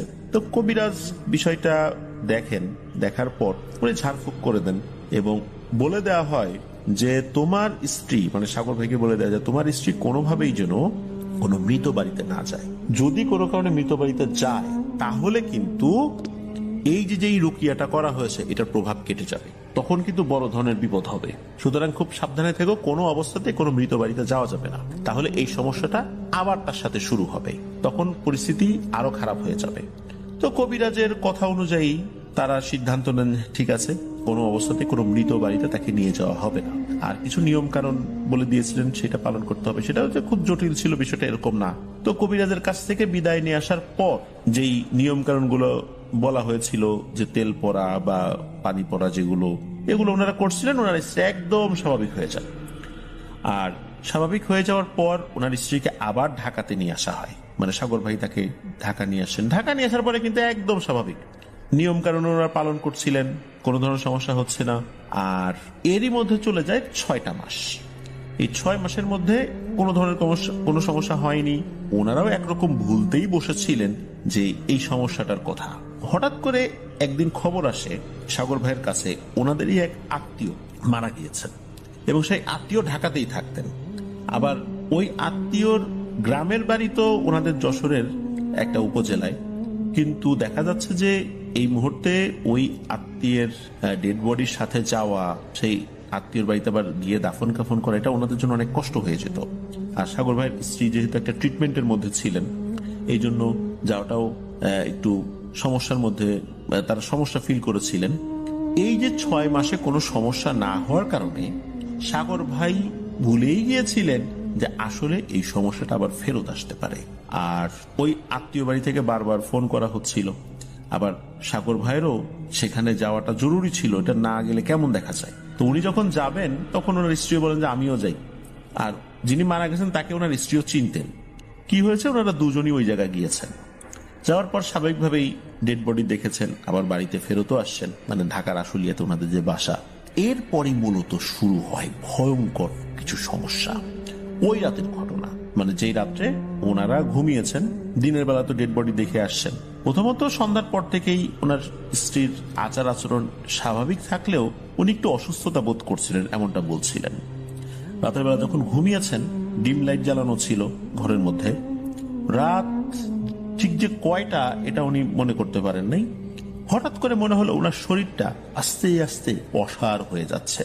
ওই যে বোবায় ধরে না, বিষয়টা এরকম না। বোবায় ধরে তো ঘুমের ভেতরে, কোনো কারণে ওনার ঘুম ভেঙে যায়, ওনার খুব ঠান্ডা লাগতে থাকে। চিন্তা করছেন যে কাঁথাটা গায়ে দেওয়া দরকার, কিন্তু ওনার শরীরটা এতটাই ঠান্ডা হয়ে যাচ্ছিল, ওনার শরীরটা উনি নাড়াতে পারছিলেন না। এরই মধ্যে কি হয়, ওনার ঘরে যে দরজাটা ক্যাচ ক্যাচ ক্যাচ ক্যাচ শব্দ করে দরজাটা খুলে যায়। একটা অবয়ব ঢোকে। অবয়বটা কি করে, এসে প্রথমে এই সাগর ভাইয়ের কাছে এসে দাঁড়ায়। সাগর ভাই ওই অন্ধকার বলতে ডিম লাইটের আলো তো আছে, ওই আলোতে যখন ওই অবয়বটার দিকে তাকিয়েছেন, দেখেন যে এটা আর কেউ না, এটা সাগর ভাই নিজেই। অথচ সাগর ভাই শুয়ে আছেন। ওই অবয়বটা সাগর ভাইয়ের দিকে তাকিয়ে মনে হলো একটু হেসে দিল। এরপর অবয়বটা কি করলো, খাটের আর এক পাশ দিয়ে ঘুরে ওনার স্ত্রী যেই পাশে শুয়েছিল ওখানে গেল। যাওয়ার পর সাগর ভাই দেখলেন, উনি কিন্তু দেখছেন এটা, কিন্তু উনি কথাও বলতে পারছেন না, ওনার শরীরকে ওইভাবে নাড়াতেও পারছেন না। তবে শরীরটাকে একটু হালকা ঝাঁকুনি দিতে পারছেন, মানে মানুষ হাত পা নাড়াতে না পারলেও বা উঁচু করতে না পারলেও হালকা একটু ভাইব্রেট করতে পারে না, ওরকম করতে পারছেন, কিন্তু ওনার হাতটা এক জায়গা থেকে আরেক জায়গায় সরাতে পারছেন না। উনি দেখলেন যে ওনার চেহারা ধরে যে অবয়বটা আসে, সেই অবয়বটা যখন ওনার স্ত্রীর পাশে এসে দাঁড়ালো, ওনার স্ত্রীর ঘুম ভেঙে গেল। ওনার স্ত্রী উঠে বসলেন। উঠে বসার পর ওই অবয়বটা হাঁটা ধরলো, ওনার স্ত্রীও তার পিছু পিছু হাঁটা ধরলেন। ঘরের থেকে বের হয়ে গেলেন। এদিকে উনি তো নড়াচড়া করতে পারছেন না, এদিকে উনি যে ঘুমন্ত না এটা উনি বুঝতে পারছিলেন। ঘরে ফ্যান চলছে বা অন্যান্য জিনিস যেগুলো আছে সেগুলো উনি দেখতে পাচ্ছেন, ঘরের ভিতর যে এনভায়রনমেন্ট সেটা উনি ফিল করতে পারছেন। এইভাবে চলে যায় অনেকক্ষণ। ফজরের আজানের কিছুক্ষণ আগে ওনার স্ত্রী আবারও ফেরত আসে এবং সাথে ওই অবয়বটাও আসে। ওনার স্ত্রী আবার উনি ওনার জায়গায় শুয়ে পড়েন। শুয়ে পড়ার সাথে সাথে উনি ঘুমিয়েও যান মনে হলো। এরপর ওই অবয়বটা আবার ঘর থেকে হেঁটে হেঁটে বাইরে চলে যায়। আবার ক্যাচ ক্যাচ ক্যাচ ক্যাচ শব্দে দরজাটা একাই বন্ধ হয়ে গেল। এই যে ঘটনাটা, এইটা ঘটার পরপরই ফজরে আজান দিল। সাগর ভাই তখন উনি ওনার শরীরটাকে নাড়াতে পারছেন। এই যে দীর্ঘ সময় ঘন্টা খানেক এইভাবেই কিন্তু চলেছে। ওনার যখন শরীরটা স্বাভাবিক হলো তখন উনি ওই সময় ওনার স্ত্রীকে আর ডাকেন নাই। পরের দিন সকালবেলা উনি ওনার স্ত্রীকে বলেন যে, আচ্ছা রাতের বেলা তুমি কোথায় গিয়েছিলে? তখন ওনার স্ত্রী বলছেন যে, রাতের বেলা তুমি আমাকে ডাক দিলা, বাইরে গেলাম, তুমি আমাকে চোখ বন্ধ করতে বললাম, চোখ বন্ধ করলাম, এরপর দেখি সাগর, তারপর বিশাল বিশাল পাহাড় পর্বত বন জঙ্গল, আমাকে ঘুরাই নিয়ে আসলা, আমাকে মিষ্টি খেতে দিলা। কেন, তুমি কি ভুলে গেলা নাকি? আমাকে তো তুমি ঘুরাই নিয়ে আসলা। এই কথা শোনার পর সাগর ভাইয়ের তো মাথায় হাত। আসলিয়াতে সাগর কোথায়, তারপরে পাহাড় পর্বত কোথায়, বন জঙ্গল কোথায়, এগুলো তো ওখানে নাই। তাহলে আসলে ব্যাপারটা কি, ওনার স্ত্রীকে কোথায় নিয়ে গিয়েছিল? আর এরপরই বুঝতে পারলেন যে সর্বনাশ, ওই যে মৃত বাড়িতে ওনারা গিয়েছিলেন, যার স্ত্রী তো গিয়েছিল এখানে, এই রাত থেকেই তো সমস্যা শুরু হয়েছে। তো উনি ওনার স্ত্রীকে এই বিষয়টা নিয়ে আর খুব বেশি কথা না বললেও চিন্তা করেছেন দেখি পরের রাত্রে কি হয়। পরের রাত্রেও একই ঘটনা। রাত্রের কোনো একটা সময় হঠাৎ করে ওনার শরীরটা অসাড় হয়ে যেতে থাকে। এরপরই ঘরের দরজা খুলে যায় আর ওনারই চেহারা সেই অভাবটা ঘরে ঢোকে। ঘরে ঢোকার পর ওনার স্ত্রীর ঘুম ভেঙে যায় একা একাই এবং ওনার স্ত্রী ওই অভাবটার পেছনে হাঁটতে থাকে। এরপর দীর্ঘ সময় পর আবার ফেরত আসে, ঠিক ফজরের আজানে কিছুক্ষণ আগে। এইরকম প্রতিনিয়ত চলছে। কিন্তু এখানে একটা সমস্যা দেখা দিল, সেটা হলো ওনার স্ত্রী ওই রাতের পর থেকেই আবার সে কোথার থেকে যেন সিঁদুর পায়। বাসায় তো কোনো সিঁদুর নাই, সে সিঁদুর পরে আবার লাল শাড়ি পরা শুরু করেছে। কোনোভাবেই সে লাল শাড়ি পরা ছাড়বে না, সিঁদুর পরাও ছাড়বে না। আর বাসায় যে রান্নাগুলো করা হয়, উনি বাসায় রান্না করাও ছেড়ে দিয়েছেন আর খালি মিষ্টি খেতে চায়। ওনার স্ত্রী বলেন যে, রাতের বেলা আমাকে যে মিষ্টি খাওয়াইছিলা ওটা তো খুব সুস্বাদু, আমি মিষ্টি খাবো। অন্য কোনো খাবার খেতে চায় না। ফ্রিজে যে কাঁচা মাছ মাংস আছে সেগুলো বের করে খাওয়ার চেষ্টা করে। এই ধরনের সমস্যা শুরু হয়ে গেল। সাগর ভাই যখন বুঝতে পারলেন যে সেই সমস্যাটা আবার ফেরত এসেছে, তখন দ্রুত উনি ওনার পরিবারের সাথে কথা বলেন, ওনার শ্বশুর শাশুড়ির সাথে কথা বলেন। যখন এই ব্যাপারটা ওনারা জানতে পারেন, তারা জিজ্ঞেস করেন যে এটা আবার শুরু হলো কিভাবে, তখন তো ওনাদের এই ভুলটা বলেন যে আসলে কি হয়েছিল, কি করেছিলেন, যার ফলশ্রুতিতে এই সমস্যাটার সৃষ্টি হয়েছে। তো তারা বকাঝকা করলে আসলে এটা তো হয়েই গেছে, এখন আর কি করবেন, বুঝতে পারেন নাই। তো তখন পরিবার থেকে বলা হয় যে দ্রুত আবার নিয়ে আসো, এই যশোরে নিয়ে আসো। তো যশোরে আবার নিয়ে যাওয়া হয় তাকে। এখন এই যে ব্যাপারটা, এটা কিভাবে সমাধান হবে?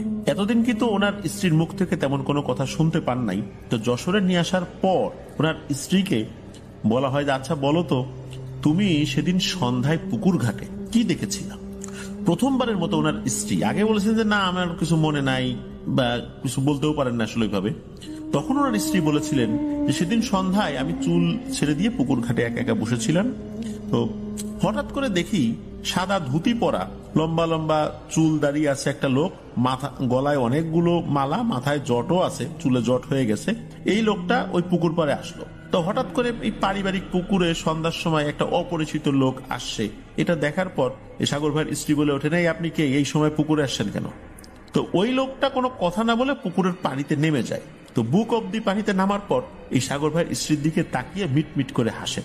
এরপর ওই লোকটা আবার পানিতে ডুব দেয়। ডুব দেওয়ার পরে ওই লোকটার পানি থেকে ওঠে না। সাগর ভাইয়ের স্ত্রী চিন্তা করছেন যে কি ব্যাপার, পানি থেকে ওঠে না কেন, এতক্ষণ কেউ ডুব দিয়ে থাকতে পারে। এরই মধ্যে ওনার আচার আচরণের একটা পরিবর্তন চলে আসে। এই পরিবর্তনটা অবশ্য উনি বুঝতে পারেন নাই। আর এদিকে ওনার আসতে দেরি হচ্ছে দেখে পরিবার থেকে অন্য সদস্যরা যান, গিয়ে তাকে আনার চেষ্টা করেন, আনতে পারছিলেন না, অনেক কষ্ট করে নিয়ে আসা হয়। মূলত ওই রাত থেকে এই সমস্যাটা শুরু হয়েছে। আর ওনার স্ত্রী বলেন যে আমার তো মিষ্টি পছন্দ ছিল না, এখন তুমি রাতের বেলাতে মিষ্টি খাও, এরপর থেকে আমি মিষ্টি ছাড়া অন্য কিছু খাইতে পারি না, মিষ্টি ছাড়া আমার চলেও না। আর লাল শাড়ি এবং সিঁদুর ছাড়া আমি অন্য কোনো কিছু যদি পরি, মাথা সিঁদুর না দিলে মাথা ব্যথা করে, আর লাল শাড়ি ছাড়া অন্য কোনো শাড়ি পরলে আমার খুব অস্থির লাগে, কিন্তু এটা করলে আমার খুব শান্তি লাগে।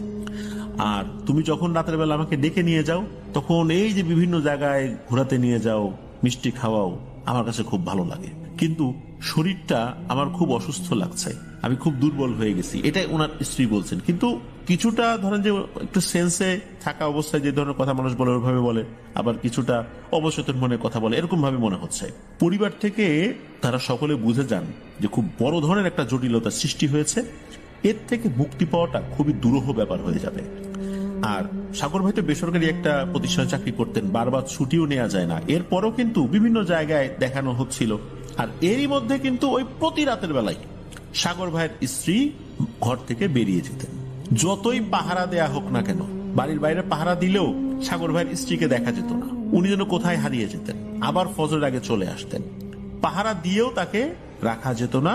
হয়তোবা পাশে যিনি ঘুমিয়ে থাকতেন তার ঘুম ভাঙতো না, অথবা যারা পাহারায় থাকতেন তারা কিছুই টের পেতেন না।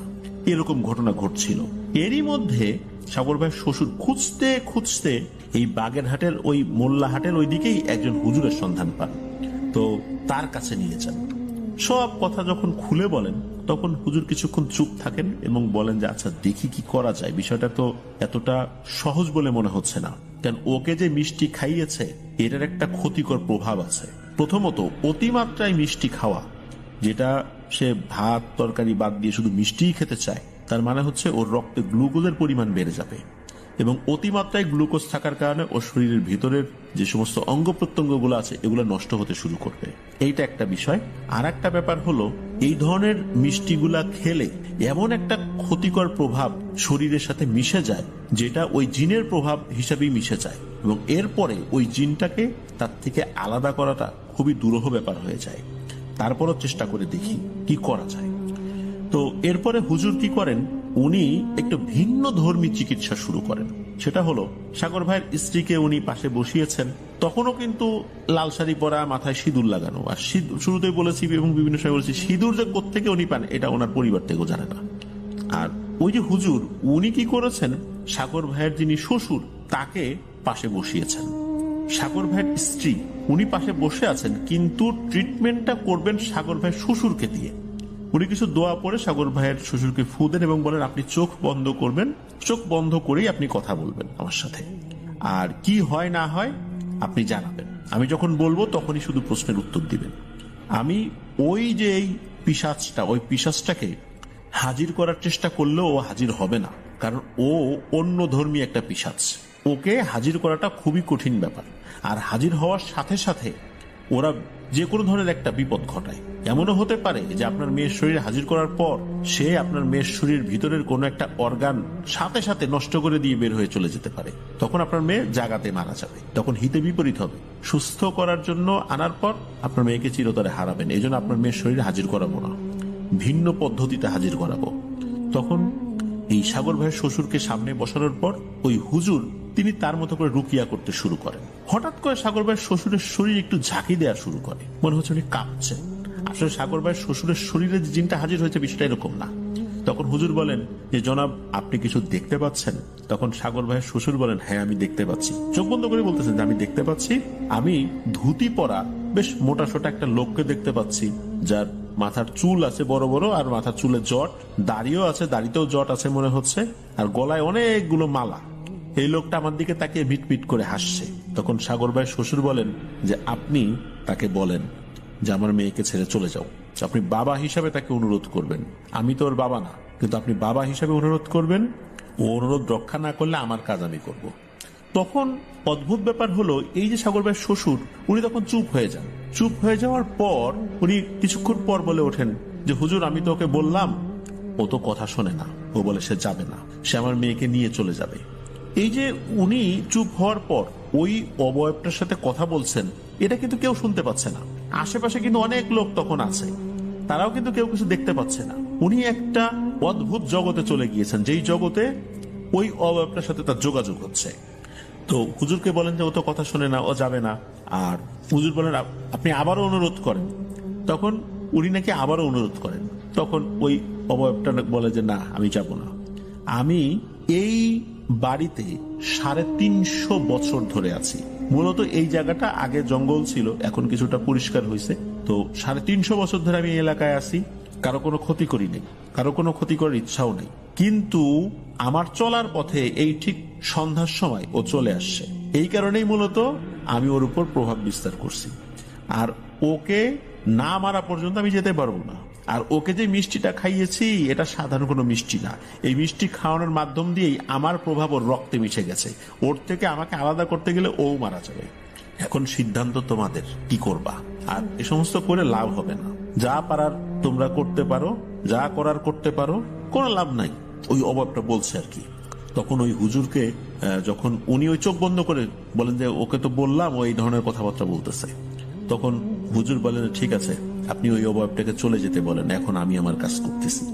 তখন উনি কিছুক্ষণের জন্য চুপ হয়ে যান। এরপরে হুজুর বলেন যে এবার আপনি চোখ খোলেন। তখন উনি চোখ খোলার প্রায় 2 মিনিট নাকি কিচ্ছু দেখছেন না, শুধু অন্ধকার দেখছেন। এরপর আস্তে আস্তে স্বাভাবিক হয় সবকিছু। মানে একটা ভিন্ন জগতে উনি চলে গিয়েছিলেন, চোখ বন্ধ করে কথা বলছিলেন। আর উনি যখন ওই জিনের সাথে কথা বলছেন, সেই কথা কিন্তু কেউ শুনতে পাচ্ছেন, এবং উনিও যে মুখ নাড়াচ্ছেন বিষয়টা এরকম না, মানে মনে মনে কথা বললে যেরকম হয় না, ওই রকম আর কি। এরপর হুজুর উনি কিছু কথা বলেন, মনে হচ্ছে উনি অন্য কারোর সাথে কথা বলছেন। সেই হুজুর বলেন, এই যা, ওই পিশাচটা পৃথিবীর যেই প্রান্তে থাকুক ধরে নিয়ে আসবি আমার কাছে এখনই। তখন 2 থেকে 3 মিনিটের জন্য সবাই চুপ। মনে হচ্ছে একটা পিনপতন নীরবতা ওখানে বিরাজ করছে। 2 থেকে 3 মিনিট পর হঠাৎ করে ওই হুজুরের অনুগত জিনেরা এসে নাকি হুজুরের কাছে বলে, ধরে নিয়ে আসছি বেটা ফাজিলকে, এখন কি করবেন, খালি হুকুম দেন, ওকে কি শেষ করে দিব একদম। তখন শুধু হুজুর এটা শুনতে পাচ্ছেন এবং দেখতে পাচ্ছিলেন ওই পিশাচটাকে, এবং হুজুরের অনুগত জিনদেরকে হুজুর দেখতে পাচ্ছিলেন। হুজুর এটা পরবর্তীতে আর কি এগুলো বলেছেন আর কি।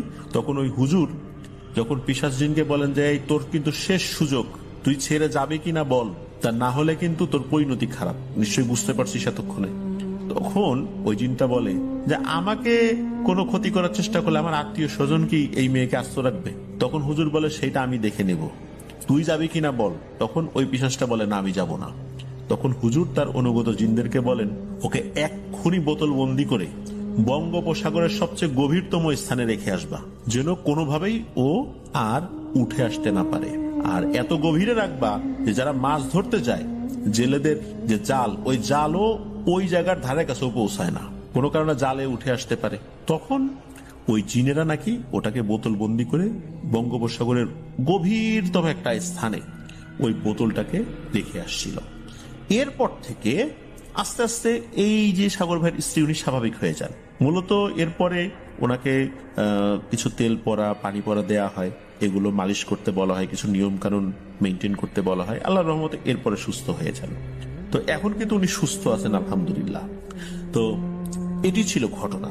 প্রিয় লিসেনার্স, আসলে চোখ বন্ধ করে সকলের সামনে মনে মনে হয়তোবা কথা বলছেন, ওই জিনটার সাথে কিন্তু আমরা কেউ দেখতে পাচ্ছি না।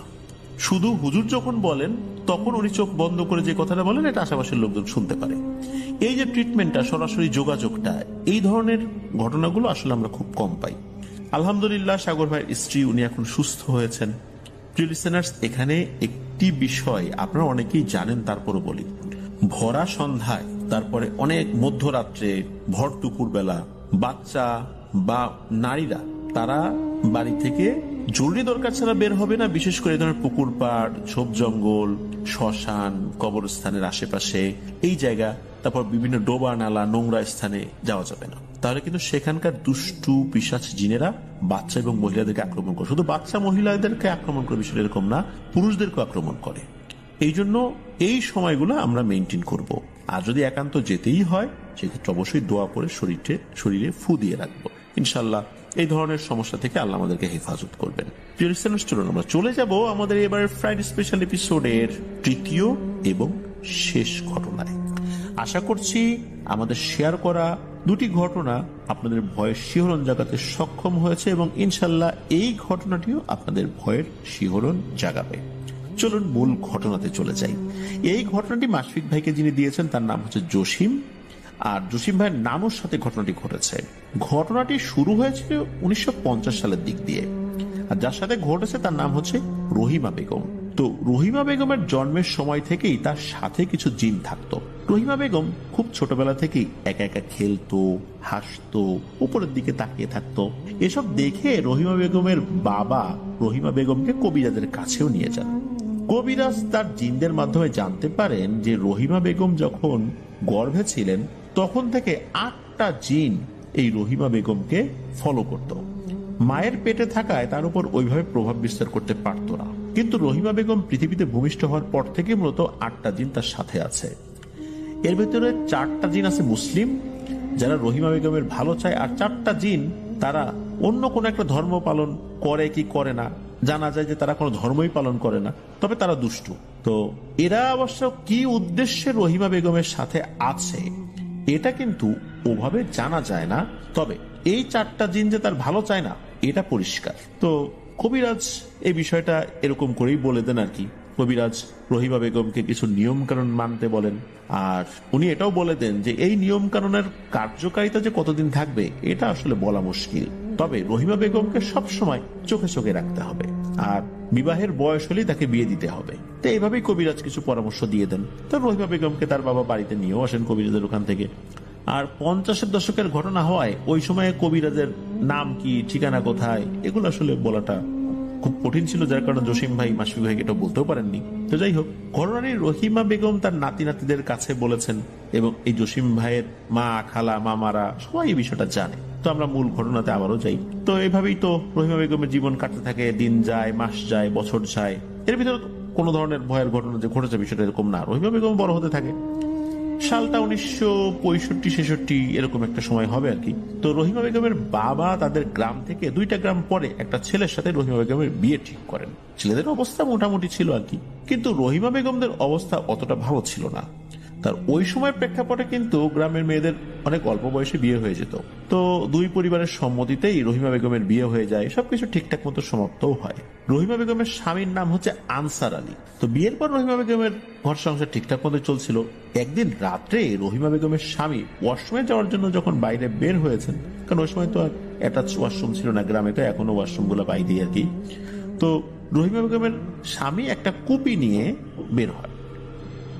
তিনি যখন তাদের পুকুর ঘাটে পানি আনার জন্য গিয়েছেন তখন দেখেন একটা ছায়া তার ডান পাশ দিয়ে চোখের পলকে সা করে চলে গেল।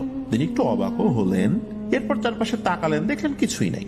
তিনি মনের ভুল ভেবে পুকুর থেকে পানি নিয়ে যখন উপরে উঠছেন তখন আবার মনে হলো বাম দিক থেকে কিছু একটা সা করে চলে গেল, ওই আগেরটার মতো। তিনি আবার ডান পাশে তাকালেন, বাম পাশে তাকালেন, এবারও কিছু দেখতে পেলেন না। এখন ওনারও যে অনেক বয়স ছিল বিষয়টা এরকম না, ওনার বয়স ছিল তখন 20 থেকে সর্বোচ্চ 22 বছর। আর গ্রামের ছেলেপেলেরা স্বভাবগত ভাবে একটু কম বেশি সাহসী থাকে, এটাই স্বাভাবিক আর কি। আর ওই সময় কিন্তু এখনকার মতো এত ঘনবসতি চারদিকে ছিল না, একটা বাড়ি থেকে আর একটা বাড়ির দূরত্ব ছিল অনেক, আর গ্রামের বেশিরভাগ জায়গা ছিল জঙ্গল। আনসার আলী কিন্তু বিষয়টা বুঝতে পারলেন এবং তাড়াতাড়ি ঘরে গিয়ে ঘুমিয়ে পড়লেন। রহিমা বেগমের সাথে জন্মের আগে থেকে যে 8টা জিন থাকে এটা কিন্তু রহিমা বেগমের মা বাবা তার শ্বশুর বাড়ির লোককে জানায়নি, কারণ তার তো আসলে তেমন কোনো সমস্যা হচ্ছিল না। তো যাই হোক, এভাবে চলতে থাকে দিন।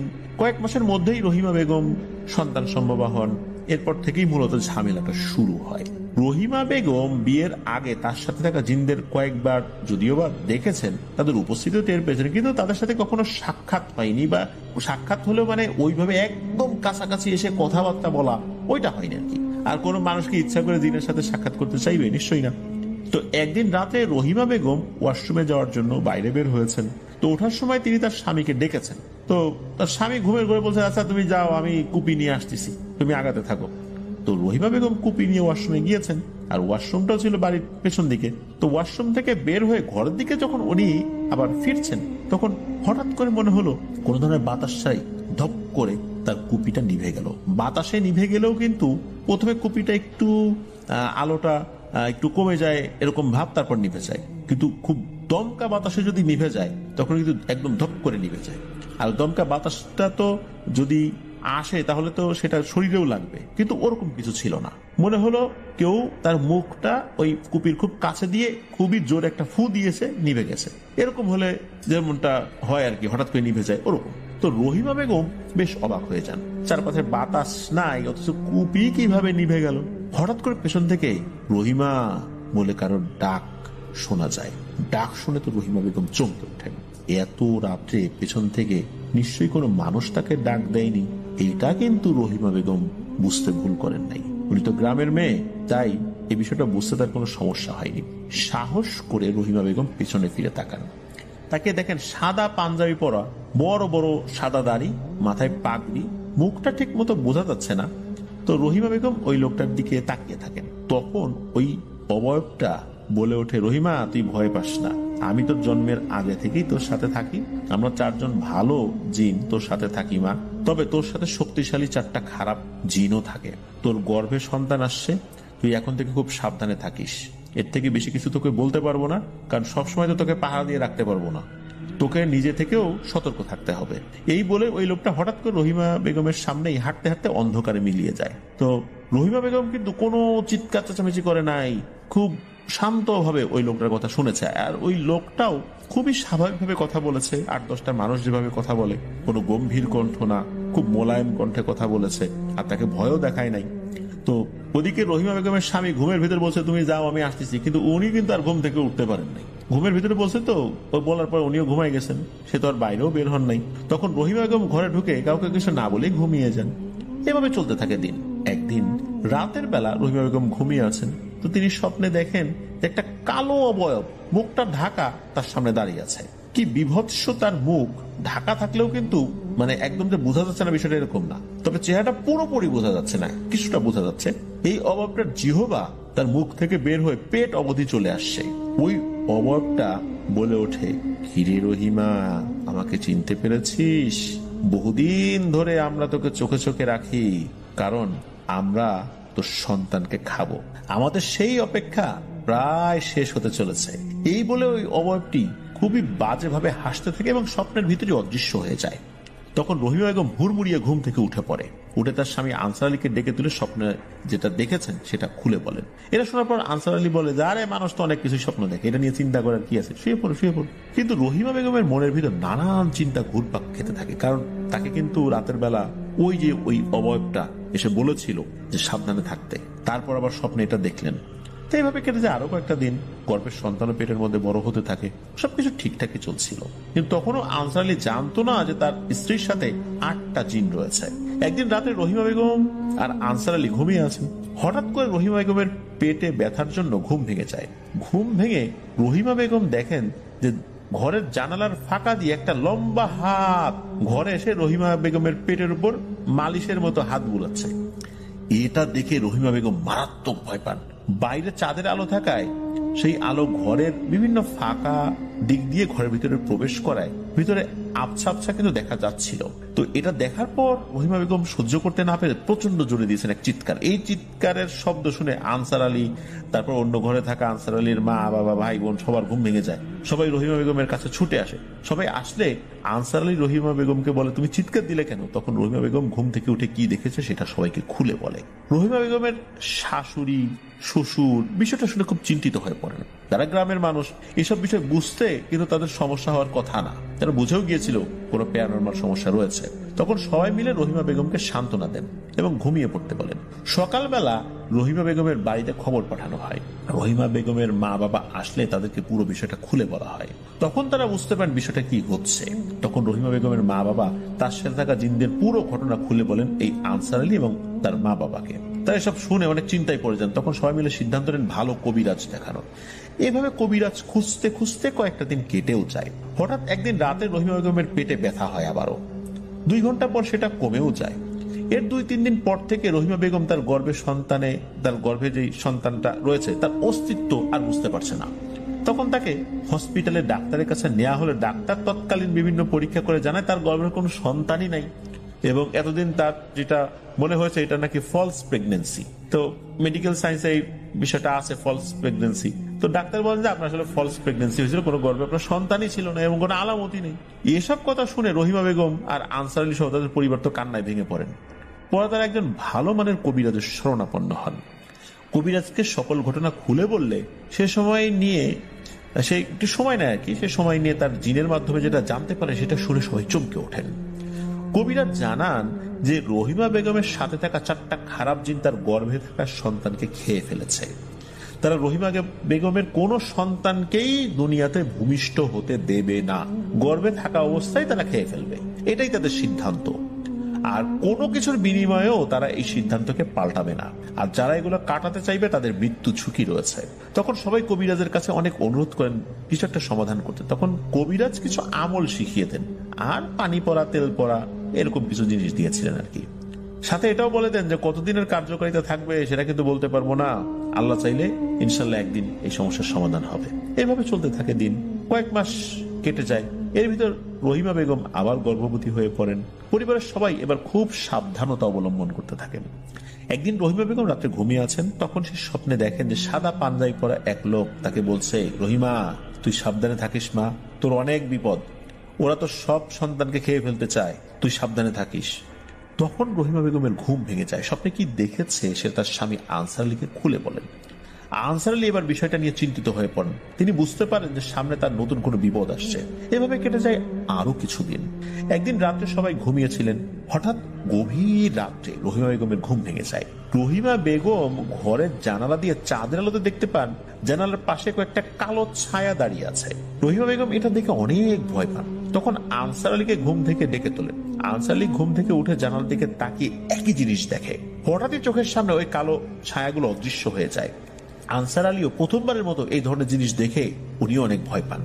পরদিন সকালে ঘুম থেকে উঠে আনসার আলী তার মা বাবাকে গতকাল রাত্রে কি দেখেছেন ওনারা সেটা খুলে বলেন। এটা শুনে আনসার আলীর মা বাবাও চিন্তিত হয়ে পড়েন।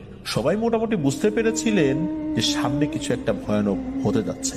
এইভাবে কেটে যায় আরো 2 মাস। একদিন রাত্রে রহিমা বেগম ওয়াশরুমে যাবেন বলে ঘর থেকে বের হয়েছেন। সাথে তার স্বামী আনসার আলীকেও সাথে নিয়ে গিয়েছেন। তো রহিমা বেগম ওয়াশরুমে ঢুকেছেন, আনসার আলী উঠোনে দাঁড়িয়ে রয়েছেন। অনেক সময় হয়ে যায়, রহিমা বেগম আর ওয়াশরুম থেকে বের হন না। তো আনসার আলী কয়েকবার ডাকাডাকি করলেও ঘরের ভিতর থেকে কোনো সারা শব্দ পাওয়া যায় না। মানে ঘরের ভিতর বলতে ওয়াশরুম যেটা আর কি, ওখান থেকে আর কি। তখন আনসার আলী বুঝতে পারেন যে নিশ্চয়ই কোনো ঝামেলা হয়েছে। তো তিনি ওই ওয়াশরুমের কাছে যান এবং ওয়াশরুমের দরজাটা উনি খুলে দেখেন যে ওই ওয়াশরুমের ভিতরেই এই রহিমা বেগম অজ্ঞান হয়ে পড়ে আছেন। এটা দেখে আনসার আলী তো চিৎকার দিয়েছেন। সেই চিৎকারে বাড়ির সবাই বের হয়ে আসছেন। এসে দেখে এই অবস্থা, সবাই তাকে ধরাধরি করে ঘরে নিয়ে যায়। পরদিন সকালবেলা রহিমা বেগমের জ্ঞান ফিরলে তার সাথে গতকাল রাত্রে কি হয়েছে সবাই তো জানতে চান। তখনই বলেন যে ওয়াশরুমে ঢোকার পরপরই তার কাছে মনে হলো যে ওয়াশরুমের চারপাশে কয়েকজন হাঁটাহাঁটি করছে।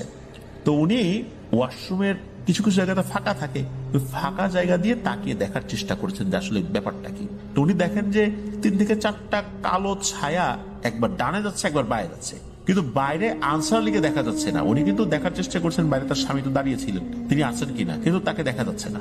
হঠাৎ তাকে পেছন থেকে জোরে কেউ রহিমা বেগমের পিঠে থাপ্পড় মারে। এরপর ওনার কিছু মনে নাই। এসব শুনে বাড়ির সবাই আরো বেশি চিন্তায় পড়ে যান। সবার মনে একটা চিন্তায় ঘুরপাক খাচ্ছিল যে এবারে কি এই অনাগত সন্তান পৃথিবীর আলো দেখবে। এর 1 থেকে 2 দিন পর রহিমা বেগম তার পেটের সন্তানের আর কোনো নড়াচড়া অনুভব করতে পারেন না। মনেই হচ্ছে না যে তার পেটে কোনো সন্তান রয়েছে। তিনি তার স্বামীকে বিষয়টা জানালে আবারও রহিমা বেগমকে তার স্বামী হসপিটালে নিয়ে যান। এবারও ডাক্তার পরীক্ষা নিরীক্ষা করে বলেন যে তার গর্ভে কোনো সন্তানই নাই। এটা শুনে রহিমা বেগম এবং আনসার আলী সহ পরিবারের সবাই আবারও কান্নায় ভেঙে পড়ে। তারা শুধু আফসোস করতে করতে ক্লান্ত হয়ে যাচ্ছিলেন আর বলছেন যে এই পরিবারে কি আর কোনো উত্তরসূরি আসবে না, নাকি তারা গর্ভেই শেষ হয়ে যাবে। এই জিনিসটা তাদেরকে একদম কুড়ে কুড়ে খাচ্ছিল। আনসার আলী সহ তার মা বাবা, তারপর রহিমা বেগমের মা বাবা, তারা কিন্তু অনেক চেষ্টা করছিলেন এই সমস্যাটা সমাধানের জন্য, কিন্তু হচ্ছিল না। তারা আবারও কবিরাজের কাছে গিয়ে জানতে চান কেন এমনটা হলো। তখন কবিরাজ তার জিনদের মাধ্যমে জানতে পারেন রহিমা বেগমের সাথে থাকা সেই 4টা বাচ্চা খেকো পিশাচ তারা এই বাচ্চাটাকেও খেয়ে ফেলেছে। এরপর কেটে যায় 2 থেকে 3 বছর। এর ভিতর রহিমা বেগমের গর্ভে কিন্তু আর কোনো সন্তানই আসেনি। একটা সময় রহিমা বেগম আবারও গর্ভবতী হন। এবারও বিভিন্ন ভাবে রহিমা বেগমকে ভয় ভীতি দেখানো হয়, কিন্তু আল্লাহর রহমতে রহিমা বেগমের ঘরে জন্ম নেয় একটা সন্তান। তো এই ঘটনাটি যিনি দিয়েছিলেন জসিম ভাই, উনার মা হচ্ছে রহিমা বেগমের ঘরে জন্ম নেয়া প্রথম সন্তান। পরিবারের দীর্ঘ আশা তাদের পূরণ হয়। সন্তান জন্ম হওয়ার পরদিন রহিমা বেগম রাত্রে স্বপ্নে দেখেন সাদা জুব্বা পরা দাড়িওয়ালা লোকটা, যাকে তিনি আগেও দেখেছেন, সামনাসামনিও দেখেছেন। তিনি এসে বলছেন, রহিমা বেগম, এবার কিন্তু আল্লাহর রহমতে তোর ঘরে সন্তান হয়েছে। আমরাও অনেক সতর্ক ছিলাম, কিন্তু তোর সন্তানকে কিন্তু দেখে শুনে রাখিস, চোখে চোখে রাখিস, কারণ আমরা তো সব সময় দেখে শুনে রাখতে পারবো না। সবসময় মনে রাখবি তোর ঘাড়ে ভয়ঙ্কর নিঃশ্বাস কেউ ফেলছে। তো এরকম ভাবে স্বপ্নের মধ্যে সতর্কবার্তা দিয়ে যান সেই অবয়বটা। তারপর থেকে রহিমা বেগম আনসার আলী তাদের সন্তানকে সবসময় কাছাকাছি রাখেন, কখনো চোখের আড়াল করেন না। কেউ না কেউ তো কাছে থাকেই। জসিম ভাইয়ের মা আস্তে আস্তে বড় হতে থাকেন কোনো সমস্যা ছাড়াই। এভাবে দিন যায়, মাস যায়, বছর যায়, সবকিছু ঠিকঠাকই চলছিল। টুকটাক ছোটখাটো ঘটনা ঘটলেও সেগুলো আসলে বলার মতো না। তো রহিমা বেগম একটা সময় আবার গর্ভবতী হন। এরপর থেকে আবার তার পুরনো ঝামেলা আরো মারাত্মক আকার ধারণ করে। জন্ম নেওয়া বাচ্চার কোনো সমস্যা না হলেও গর্ভে থাকা বাচ্চাগুলোর সাথে শুরু হয় সেই পৈশাচিক হত্যাকাণ্ড। একদিন রাতে রহিমা বেগম ও আনসার আলী ঘুমিয়ে আছেন, সাথে তাদের কন্যা সন্তানও ঘুমিয়ে আছে। হঠাৎ রহিমা বেগমের ঘুম ভেঙে যায়। ঘুম ভাঙার পরই রহিমা বেগমের চোখ যায় পায়ের কাছে। রহিমা বেগম যেটা দেখেন সেটা কোনো সাধারণ মানুষ দেখতে চাইবেন না, আর গর্ভবতী মহিলাদের জন্য এটা দেখা আরেকটা অভিশাপের মতো। রহিমা বেগম দেখেন তার পায়ের কাছে 4টা লম্বা অবয়ব দাঁড়িয়ে আছে। আচ্ছা আলোয় রহিমা বেগম অবয়বগুলোকে দেখে বুঝতে পারেন যে এই অবয়বগুলোর মুখটা মনে হচ্ছে ঝলসে গেছে। চোখের জায়গায় 2টি লাল চোখ। জিহ্বাটা দিয়ে 4 জনই রহিমা বেগমের পা চাটছে। চিন্তা করা যায় কি বিভৎস দৃশ্য। এটা দেখে রহিমা বেগম জোর একটা চিৎকার দিয়ে উঠে খাট থেকে পড়েই যান। রহিমা বেগমের স্বামী চিৎকার শুনে উঠে দেখে তার স্ত্রী মাটিতে পড়ে আছেন। রহিমা বেগমের ওই চিৎকার শুনে আনসার আলীর মা বাবাও চলে আসেন। সবাই মিলে ধরাধরি করে রহিমা বেগমকে আবার বিছানায় শুইয়ে মুখে পানি দেওয়া হয়, শরীরে তেল মালিশ করা হয়। কিন্তু উনি তো পড়ে গিয়ে সেন্সলেস হয়ে গিয়েছিলেন, কিছুতে তার হুঁশ ফিরছিল না। পরদিন ভোরের দিকে রহিমা বেগমের হুঁশ ফেরে। তখন তাকে বলা হয় যে আসলে তুমি কি দেখেছিলা, কি দেখে চিৎকার করলা, কিভাবে নিচে পড়ে গেলা। তখন তিনি কি দেখেছিলেন সেটা খুলে বলেন। আর খাট থেকে কিভাবে সে পড়ে গেছেন উনি নিজেও বলতে পারেন না। তখন সবাই বুঝতে পেরেছিল সেই পুরনো নৃশংস হত্যাকাণ্ডের পুনরাবৃত্তি হয়তো আবারও হতে চলছে। এর সপ্তাহখানেক পর থেকে রহিমা বেগম তার গর্ভের সন্তানের কোনো অস্তিত্বই আর অনুভব করতে পারেন না। আবার আগের মতো তাকে হসপিটালে নেওয়া হলে ডাক্তার পরীক্ষা নিরীক্ষা করে সেই একই কথা, সেটা হলো তার গর্ভে কোনো সন্তান নাই, এটা ফলস প্রেগন্যান্সি। এটা শুনে আবার রহিমা বেগম আর আনসার আলী মানসিকভাবে ভেঙে পড়েন। এরপর কবিরাজ দেখানো হয়। কবিরাজ সেই একই কথা বলে, তার গর্ভের সন্তানকে সেই পিশাচগুলো খেয়ে ফেলেছে। এভাবে পরপর আরো 4টা সন্তান গর্ভে থাকা অবস্থাতেই ওই বাচ্চা খেকো নরপিশাচগুলো খেয়ে ফেলে। ততদিনে টোটাল 7টা বাচ্চা খেয়ে ফেলেছে। একদিন রাতে রহিমা বেগম তার কন্যা সন্তানকে নিয়ে ঘরে ঘুমিয়ে আছেন। ওই দিন আনসার আলী অন্য একটা জায়গায় যাওয়াতে রহিমা বেগম আর তার মেয়ে ঘরে ঘুমাচ্ছিল। পাশের ঘরে তার শ্বশুর শাশুড়ি সহ বাড়ির অন্য লোকজনও ছিল। রাত তখন ঠিক কয়টা বাজে এটা বলা যায় না, তবে গভীর রাত আর কি। চারপাশে শুনশান নীরবতা। সব নীরবতা ভেঙে কারো কথার শব্দে এই রহিমা বেগমের ঘুম ভাঙে। রহিমা বেগম উঠে দেখে তার ঘরের ভিতর 4টা কালো অবয়ব হাঁটাহাঁটি করছে আর নিজেদের ভিতর কোন এক ভাষায় কথা বলছে। কি ভাষায় কথা বলছে এটা রহিমা বেগম বুঝতে পারেন না। ওই দিন রহিমা ওই অবয়বগুলোকে দেখে, কিন্তু এবার দেখে আর ভয় পায় না। তার হারানোর কি বা আছে? গর্ভের এতগুলো সন্তানের হত্যাকারী তার সামনে থাকলেও সে আর সামান্যতম ভয় পাচ্ছে না। উল্টো সাহস করে বলে ওঠে, আমি আপনাদের কি ক্ষতি করেছি? আমার নিষ্পাপ সন্তানরা কি ক্ষতি করেছে আপনাদের? তারা তো এই পৃথিবীর মুখই দেখতে পারলো না। তাদের হত্যা করে আপনারা কি আনন্দ পেয়েছেন বলেন? উপরে কিন্তু একজন আছে, তিনি বিচার করবেন, তিনি কখনো আপনাদের ক্ষমা করবেন না। এই প্রথম ওই অবয়বগুলোর সাথে কিন্তু রহিমা বেগম কথা বলেন। তখন ওই অবয়বগুলো নিজেরা নিজেদের দিকে তাকিয়ে কি যেন বলা বলি করে। তারপর তারা রহিমা বেগমকে বলে, তোর গর্ভের 7 সন্তানকে তো আমরা গর্ভেই খেয়ে ফেলেছি। তোরা যেমন কই মাছের ডিম খেয়ে মজা পাস, তেমনি গর্ভের বাচ্চাও আমাদের কাছে ঠিক কই মাছের ডিমের মতোই লাগে। এই বাচ্চাগুলো খেয়ে আমরা আমাদের শক্তি অনেকটাই বাড়াই। আমাদের আরো কিছু বাচ্চা দরকার, সেগুলো হলেই আমরা পরিপূর্ণ ক্ষমতা লাভ করতে পারবো। কোনো কবিরাজ ওঝা দেখায় লাভ নাই রে রহিমা, কেউ আমাদের কিচ্ছু করতে পারবে না। উল্টো যে আমাদের সাথে বোঝাপড়া করবে তার পরিণতিও তোর গর্ভের বাচ্চাদের মতোই হবে, ওটারও খেয়ে ফেলবো। শিশু বাচ্চাদের খাইতো, এবার পরিণত লোকদেরকেও খেয়ে ফেলবো। এই বলে ওই অভাবগুলো আবারও অদৃশ্য হয়ে মিলিয়ে যায়। রহিমা বেগম ওদের কথা শুনে প্রচন্ড কষ্ট পান, ভয় পান নাই, কিন্তু কষ্টে বুকটা ফেটে যাওয়ার মতো অবস্থা। পরদিন আনসার আলী বাড়িতে আসলে সেই অভাবগুলোর সাথে কি কথা হয়েছে সেগুলো সব খুলে বলেন তিনি। সব শুনে আনসার আলী বলেন, অনেক কবিরাজ তো দেখাইলাম, কিছুই তো হলো না, আমাদের আর কি বা করার আছে?